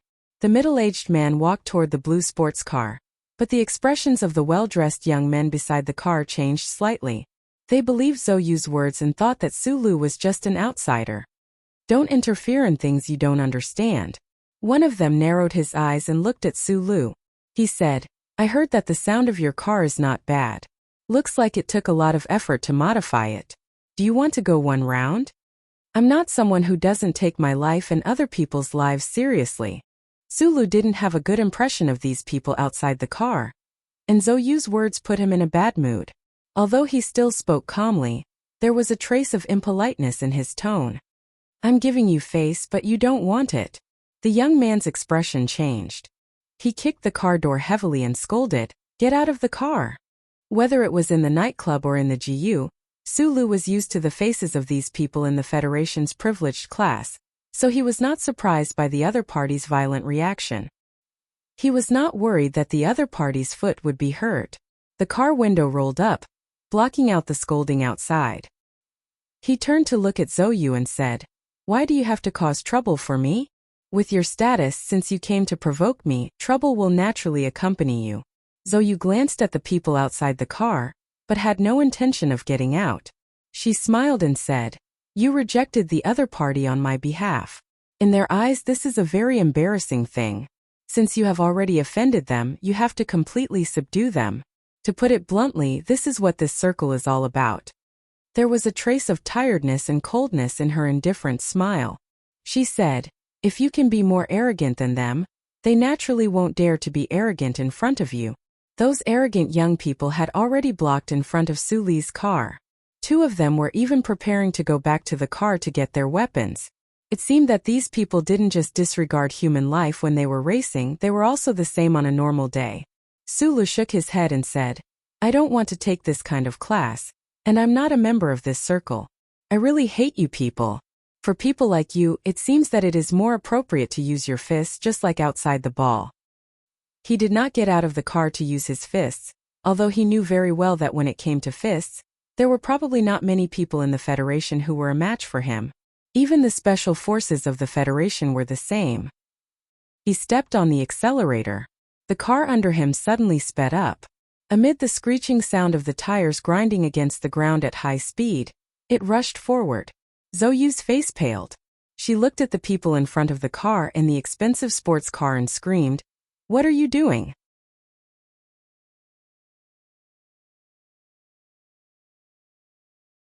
Chapter 158. Under the violent impact, the white sports car was bounced up from the ground and then fell to the ground deformed like a crispy biscuit. The distance between the two workshops was too close, so the impact couldn't be too big, so the deformation wasn't too serious. However, the smooth curve of the car's waist could only be judged as ugly. It lost all its beauty and looked very miserable. Especially at that moment, the sound of metal being deformed and torn apart was a great torture to the eardrums. Sulu stepped on the accelerator, and the black car crashed, shocking the group of Federation rich and powerful people. They had seen ruthless people, but they had never seen such a ruthless person. They were used to their arrogance, but they didn't expect that someone would use such an indifferent attitude to suppress their arrogance. These people scattered with pale faces, afraid that the guy in the black car would go 70 kilometers per hour at the entrance of Green Mountain Park. The door of the dark blue Spectre sports car that had been parked at the side opened. The middle-aged man who looked like a butler got out of the front passenger seat and said to the black car in a more respectful tone than before, "Friend in the car, young master would like to invite you for a drink." The bet was a bottle of wine, which wasn't a big deal in itself, but now it became a drink. The faces of the scattered young people changed slightly, as if they didn't expect that the person in the car, who was known for his ruthlessness, would be so afraid of the person in the black car that he didn't even hesitate to show weakness. Even the housekeeper didn't know why the young master in the car would ask him to come out and smooth things over for the young masters after a moment of silence. However, to everyone's surprise, the person in the black car didn't answer, and directly continued to step on the accelerator. In the sound of impact, the car squeezed out a path at the entrance of Green Mountain Park, turned into a silent black phantom smoke, and disappeared from everyone's sight extremely quickly. After a while, a young man cursed loudly and angrily and threw the golf club in his hand to the ground. It was only then that he realized that the white sports car he liked very much had been forcefully knocked into the drainage ditch of the mountain rain by that unknown black car. The drainage ditch beside the mountain road was not deep, only about 1 meter deep. The scene of the white sports car slowly falling into the ditch with a mournful cry left a deep impression on him. The blue phantom sports car opened its door in the pleasant mechanical sound of electric current, and two young people got out of the car. One of them had blonde hair, a tall and straight figure, and was indescribably handsome. It was the A student of the 3rd Military Academy, Park Ji-ho. The mixture of the aura of a military officer and a playboy gave a very deep impression to people. But Park Ji-ho's presence could not overshadow the presence of the person beside him. That person was about 25 or 26 years old. His facial features were deep, and his eyes were gloomy and calm. He was wearing a set of casual clothes that did not seem to be branded. Just by standing there casually, he exuded the aura of someone who did not care to break the snow. I don't know which family he is from, but he didn't recognize your car. Park Ji-ho slightly frowned and said, although his tone was very calm when talking to the person next to him, trying to speak in a tone of equality, there was still a little concession and respect in the details. The man in casual clothes smiled slightly and said, that black car looks ordinary, but it's actually very good. It has been following me and Zoyu since the highway, and we couldn't get rid of him. Since Zoyu knows that person and is so obedient to him, he must be from that family. Thai family? Impossible. That prince has always been mysterious, but as far as I know, no matter where he appears now, there must be countless security personnel following him. I didn't say Taizion, after all I haven't seen that prince. The young man in casual clothes gradually stopped smiling and said, such a deliberately ordinary car. And it doesn't have a military license plate. Only the Thai family, who always likes to be mysterious and low-key, would do something like this. After his smile disappeared, the corner of his mouth naturally curved into a mocking curve. Very few people have seen the heir of the Thai family. How many years has it been? That family still refuses to lower themselves, and only knows how to pretend to be mysterious. However, no matter how mysterious they are still being watched. The incident at the beginning of the year can be considered a lesson. When Park Ji-ho heard this, he smiled slightly and didn't say anything. He was a very outstanding and proud young man, but unfortunately, in front of the person next to him, he didn't have much to be proud of. Since that was the case, he might as well not talk too much. He knew very well that the person next to him was the same as himself, and didn't know the truth of the incident in Linhai. The Federation government and the Thai family covered up the incident very tightly. The other important people in the upper class of the Federation only knew about the incident but not the details. I heard that Lady Tai has always liked the daughter of Deputy Minister Zhou. The young man in casual clothes narrowed his eyes slightly and said, I've already given enough face. The other party didn't give face to that last glass of wine, but I won't get angry over something like this. At the end of the mountain road in the distance, the lights were turned on and off. It seemed that the black car had already circled around this section of the road and entered Gwangdu City. Park Ji-ho frowned slightly and looked in that direction, then smiled in his heart. He knew that the person next to him with a terrifying family background was actually very afraid of the Thai family. Otherwise, there was no way he wouldn't have chased after them earlier. It was just that he didn't dare to offend the person next to him, and at the same time, he was also grateful that the other party had specially come to the capital's West Street to pick him up today, so he still just smiled and said nothing. Those people's fathers were all big businessmen, so it's okay to offend them. But in the end, you shouldn't have ignored the people in that car and just left. On the quiet night road of Gwangdu, the black car drove steadily like a ghost. The girl in red in the passenger seat stared blankly at the lights outside the front window, and suddenly opened her mouth to speak. Sulu didn't respond. He knew that since the other party had spoken, she definitely had to explain something to him. Zoyu turned her head and looked at Sulu with a somewhat complicated gaze. It was rare for her to be kind and said, "Those people don't know, but I do." In the blue sports car sat the seventh son of the Li family, Li Xiaotong. The Li family of the 7 great families? Yes. After a moment of silence, Sulu said, I suddenly feel that those big shots who should have been in the clouds, the mysterious class, why is it so easy for me to see them now? Zoyu looked at him with slight ridicule and said, You are lucky to have met Taizun. Naturally, you will be further and further away from the world you originally lived in. Sulu didn't answer this question. He thought silently.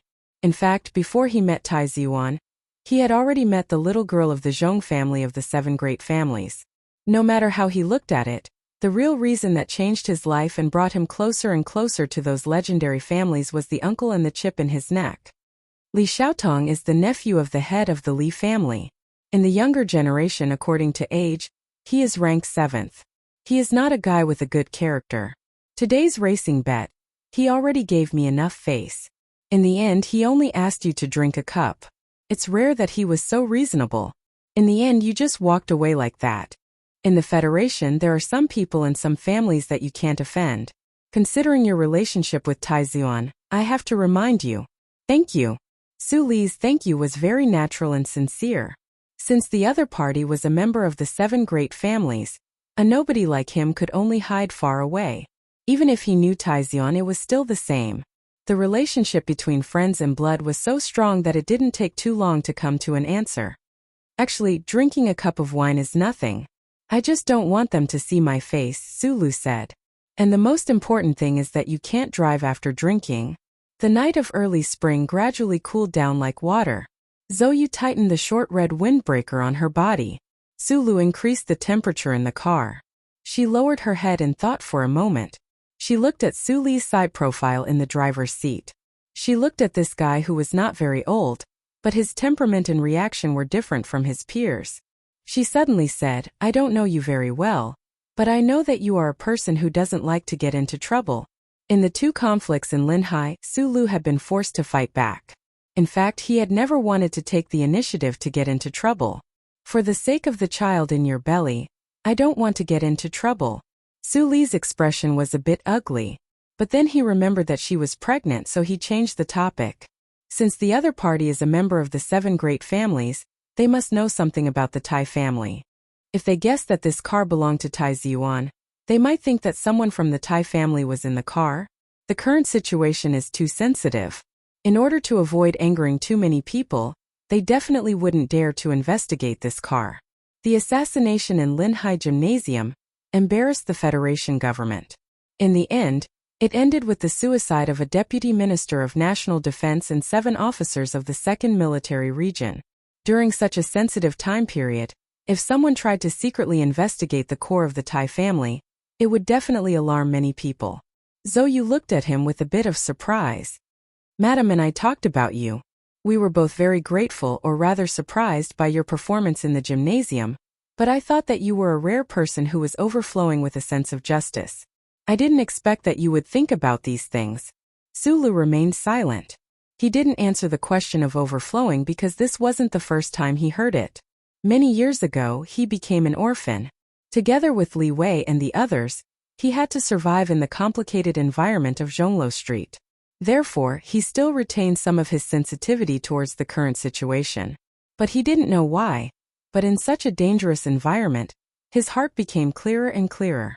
Perhaps it was because of the death of his parents and younger sister, but Su Lu understood life, death, and wealth better than ordinary people.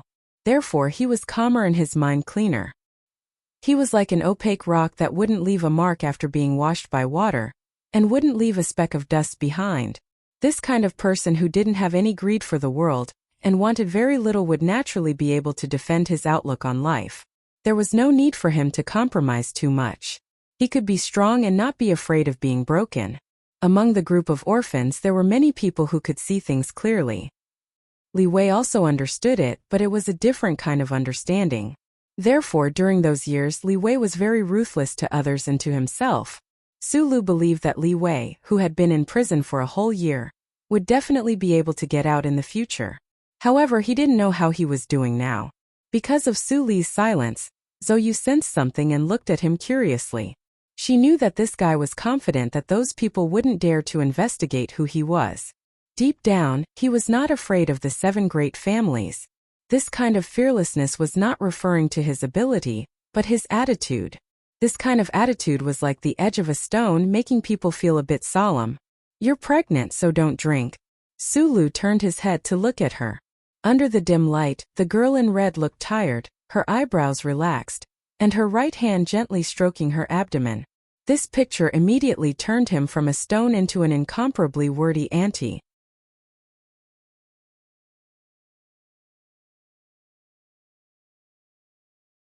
Chapter 159. I can see that you're still a traitor in your bones. That's why you have a pitiful natural hatred for those in the Federation who have wealth and power. Zhou gently stroked her lower abdomen. Not only was the bump there not obvious, but it was also impossible to see anything at all. That was why she didn't know how Su Lu could tell that she was pregnant. Right now, Her words were mostly used to cover up her slight panic. Su Li's eyes were too sharp. He had been immersed in the world of metal circuits with Uncle Fengyu for many years. Especially after he cultivated that mysterious power in his body, his eyes were even sharper. Even a difference of less than a millimeter would never escape his eyes. A human's body was obviously different from a machine's. However, a mechanic's bold guess and careful verification of the characteristics of his profession allowed him to successfully guess Zhou Yu's secret. The black car drove on the quiet streets of Wangdu. For a moment, the two of them were silent. After all, they weren't familiar with each other. In fact, they even hated each other in the past. It was even more difficult to find a topic to talk about compared to looking for pear blossoms in the winter snow of Linhai. After a moment of silence, Zhou Yu indifferently asked about Taiyuan's current situation. Su Lu remembered that this girl in red had asked him once before. However, he still calmly answered because he could see that her indifference was fake. He noticed that Zhou Yu still didn't ask for that person's name after hesitating for a long time. He said, Shi Qinghai is currently being secretly pursued by the Federation Investigation Bureau. However, he should be fine. As for where he is right now, I really don't know. Hearing the three words Shi Qinghai, Zhou Yu knew that the man beside her had guessed her thoughts. A trace of anger flashed across her slightly pale cheeks. She deliberately made a few traces of harshness in the corner of her beautiful eyes. She lightly mocked, "Scourges live for thousands of years. It's not easy for a bitch like your friend to die. From your perspective, it's better for him to be alive. You can't let the child in your womb be born without a father," Su Lu replied. Su Lu had already guessed that the father of the fetus in Zhou Yu's belly was Shi Qinghai. Although Zhou Yu did not understand the reason, she knew that he had already guessed it. However, this sentence really opened up the matter. The red-clothed girl's heart felt as if it had been rubbed by the snowflakes by the Rose River. She felt a little sour, a little painful, and a little angry. In the past few months, her mood had been very low, but the reason for this was very complicated. She had been looking forward to the Double Moon Festival ball for a long time. In the end, it ended in a farce between Su Lu and Zhang Xiaoming. She felt humiliated and deeply sad. But after that, she realized that besides being sad and disappointed, there was also a sense of relief.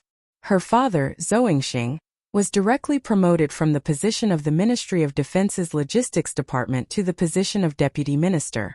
From this, it seemed that the Tai family still did not stop supporting the Zhou family because of what happened at the ball. On the contrary, their support for the Zhou family increased. Was this compensation? Sometimes she would sneer and think that what really made her mood fall to the bottom was the news of her pregnancy. Her period had not arrived, and the color of the pregnancy test paper had changed. This made her mood change, and she began to feel frustrated and helpless. From the moment she found out that she was pregnant, she knew who the father of the child was.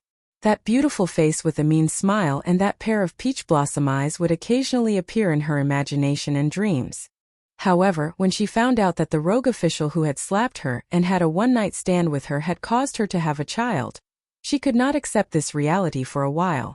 Lady Tai still occasionally invited her to have afternoon tea together. Her father and brother still believed that she would definitely become Taizhuan's partner in the future. Over the years, Zhou Yu had been influenced by what she had seen and heard. She had always thought of herself as Taizhuan's wife.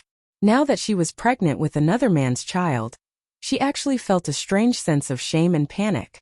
She was like a girl who had been caught red-handed with the most concrete evidence. That cold, proud, and ruthless woman in red was only her disguise. The real her was a young girl who had not yet reached 20 years of age. Under such circumstances, she could no longer bear the burden. Before her family found out that she was pregnant, she had a big argument with her father and brother. She took the opportunity to move out and began to fool around with her peers in the upper circle of the Federation. She seemed to be crazy, but in reality she was extremely frightened. She drove the fastest car, drank the strongest alcohol, and became increasingly crazy because she didn't know how to face her belly that was about to bulge. She really couldn't bear to kill the little life in her belly. Sometimes she would be in a daze and think of the man with the pair of peach blossom eyes. However, if the situation continued to develop, it would be a problem. Perhaps subconsciously she had some kind of self-destructive thought. Whether it was racing or drinking, They were all methods to destroy her life or the little life in her belly. Earlier, when those people saw me get in your car, they did not find it strange.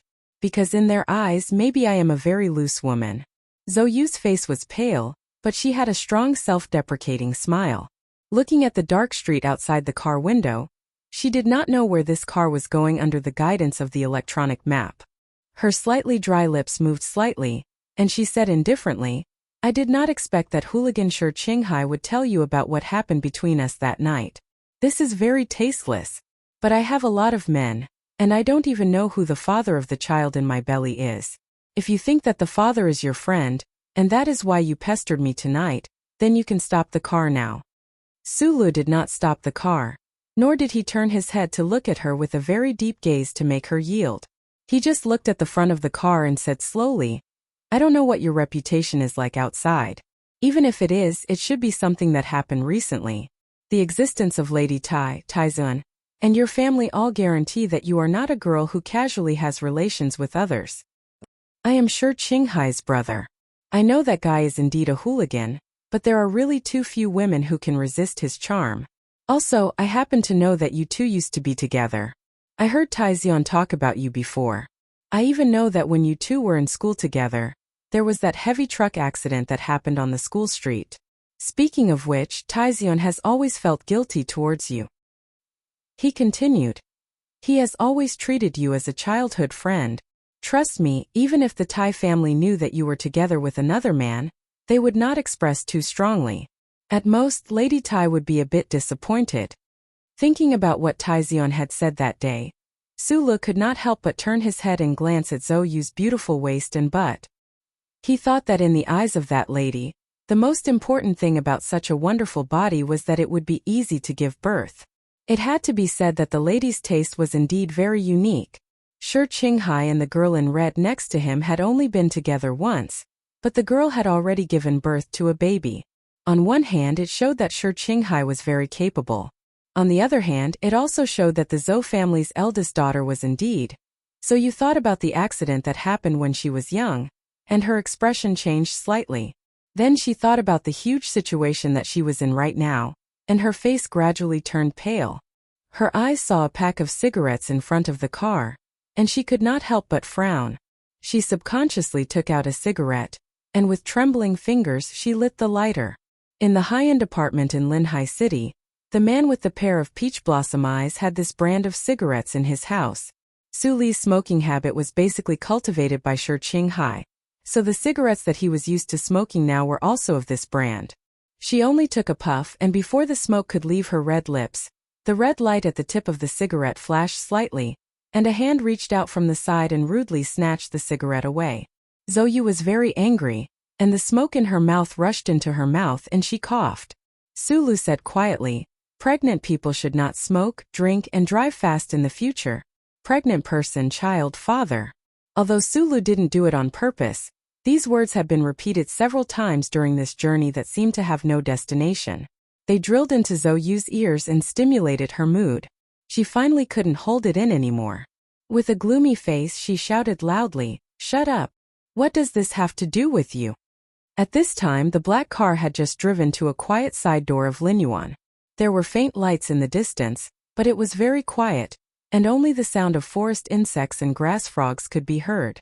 Above their heads there were stars, and 2 moons hung on the 2 ends of the dark sky, which was very beautiful. The reason why I was angry just now was because of you. This has nothing to do with me, but the child in your belly has something to do with me.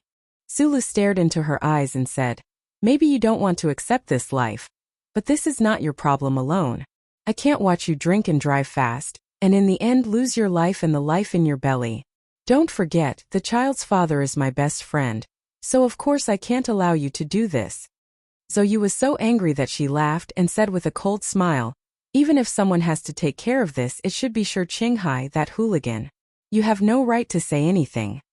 Sulu paused and then slightly lowered his head and said, this is indeed unfair to you, but Shi Qinghai is in a very dangerous situation right now. Under the circumstances that he doesn't know, if you choose not to have this child, it would be too unfair to him. I'm sorry, but after all, I am his best friend. Now you have 2 choices. One is to abort this child, and then hide this matter forever. But, now that I know, it will be very difficult for you to hide it from the whole world. Are you threatening me? How can you be so shameless? Zhou stared into his eyes in disbelief. Sulu lowered his head even more. He had been thinking about this problem all along the way, but after thinking about it for a long time, he could only choose to use this kind of shameless method to threaten a girl who was naturally in a vulnerable position. This was not a kind way to deal with it, and it was not in line with his character, but it was definitely in line with the logic of an orphan in Donglin. In the eyes of orphans like him, there were many things that were most important.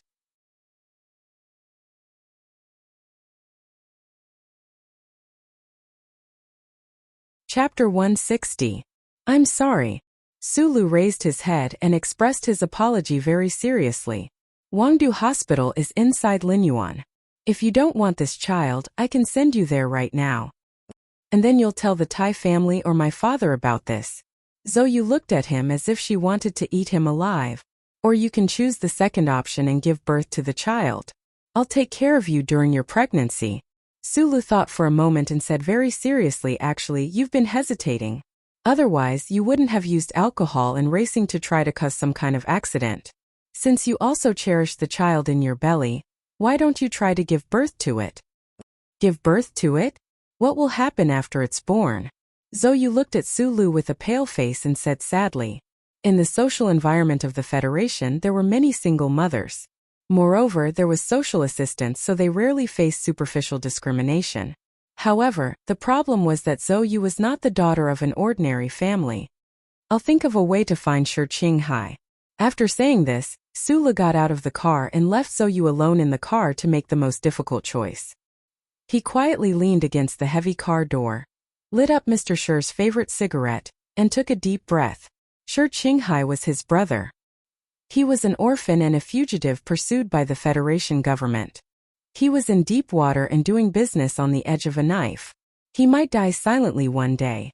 Sulu had been worried about him all this time. Now, unexpectedly, he found out that Shi Qinghai actually had an unborn child and a descendant. Sulu was very moved. He really wanted Shi Qinghai's child to survive. As an orphan, he cherished his descendants more than most people in the Federation. He didn't want Mr. Shi to die without any descendants.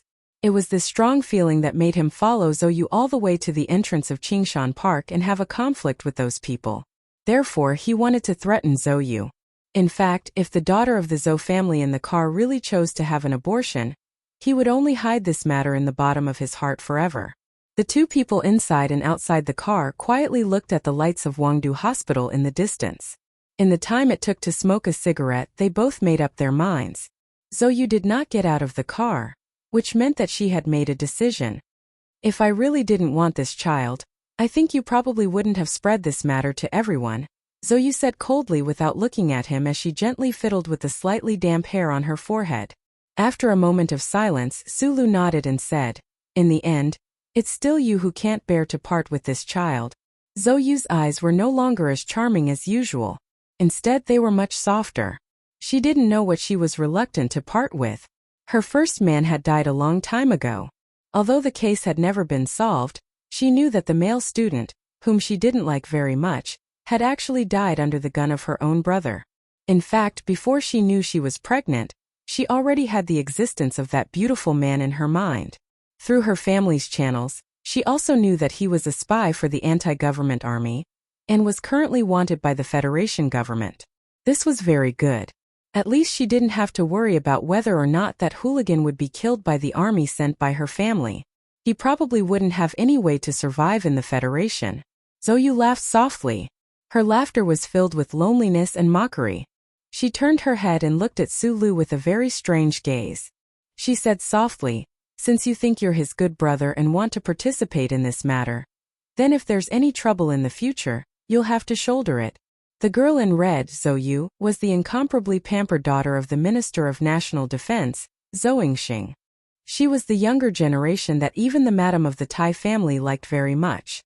Regardless of whether she ran away from home or refused to return in a fit of pique as time passed, the news of her pregnancy could not be hidden forever. When the time came, whether it was the Zhou family or the Tai family, They would probably ask who the child's father was. Shi Qinghai continued to be his spy and was being chased by the Federation. Naturally, it was impossible for him to be the child's father. Although this was the truth was often the most troublesome. At this moment, Zhou Yu's words with a cold smile were equivalent to giving Su Lu a difficult problem. If he wanted to interfere in this matter, how could he withstand the pressure? At this moment, the car had already started moving slowly. It left the beautiful nighttime Linyuan of Wangdu Hospital and headed in the direction of the highway. Su Li's hands were placed steadily on the steering wheel. It seemed that his shoulders weren't very broad and solid. She didn't know if he could carry it. He didn't answer Zhou Yu's question because he was used to doing rather than talking. Since he had already chosen to protect Shi Qinghai's child, there were some troubles that had to be faced. The black car had not yet reached the highway intersection. Zhou Yu seemed to be a little unaccustomed to the silence in the car. She frowned and asked, "Where do you live?" "Wangdu." "What are you doing in the capital?" "Work." "What work?" "I just joined the Shell Motor Company's spring recruitment today. I should be entering the research institute." Hearing this answer, Zhou Yu's eyes flashed with a hint of surprise. Her family had always been in the military system, so she naturally knew the requirements of the Shell Motor Company. In particular, she felt a trace of surprise and a little admiration for this inconspicuous guy beside her who could actually enter the research institute. But in the blink of an eye, the surprise in her eyes turned into a somewhat strange smile. Su Lu was a taciturn fellow, but his brain was actually pretty good. When he heard Zhou Yu's question, he knew that the other party was going to give him another difficult question. However, he only gave a faint smile, not minding it at all. After all, it was only right to do something for a friend. An engineer from the Shell Motor Company. Although this identity can't be approved by my family, at least it doesn't sound too bad. Zhou Yu looked at him with a faint smile. Su Lu smiled and said, "I'm afraid this kind of trick won't be able to fool your family. That's why I'm not going back to the special region today. I'm going to your house." After Zhou Yu said this, her whole body relaxed. She leaned against the very comfortable driver's seat and squinted her eyes to look at the silent night outside the window. Su Lu hesitated for a moment and directly replied, "Okay." Such a clean and decisive response made Zhou Yu feel surprised again. She stared blankly at Su Li's side profile. She didn't understand why this guy who she didn't know was willing to do this. Could it really be because of the father of the child in her belly? But didn't he know that doing this would cause a lot of trouble? "Think carefully. This isn't some romantic movie," she said with a cold smile. Su Lu paused for a moment and smiled. He thought to himself that he was just a little hot-blooded, not melodramatic. The moment he hesitated before answering, he had already sorted out all the problems. He didn't care about the small troubles that might occur in the future. He also didn't care about the misunderstanding between friends and the possibility of an irreversible plot. Whether it was Shi Qinghai or Taizian, they were all very rational and calm people. Their IQs were not lower than 70. The child in the belly of the girl beside him had to be alive. Mr. Shi had to have a descendant. The whole thing was that simple. "After the child is born, let me be the godfather," Su Lu said. Zhou Yu looked at him with a complicated expression. She felt that she couldn't understand this ordinary guy. What kind of experience did he have to grow up to be such a person? On a flat area about 7 kilometers away from the 3rd recruit base of the Ministry of National Defense, a few black cars were parked on a flat area under the hill. It was early spring, but the place was still very cold. Taizun tightened his windbreaker.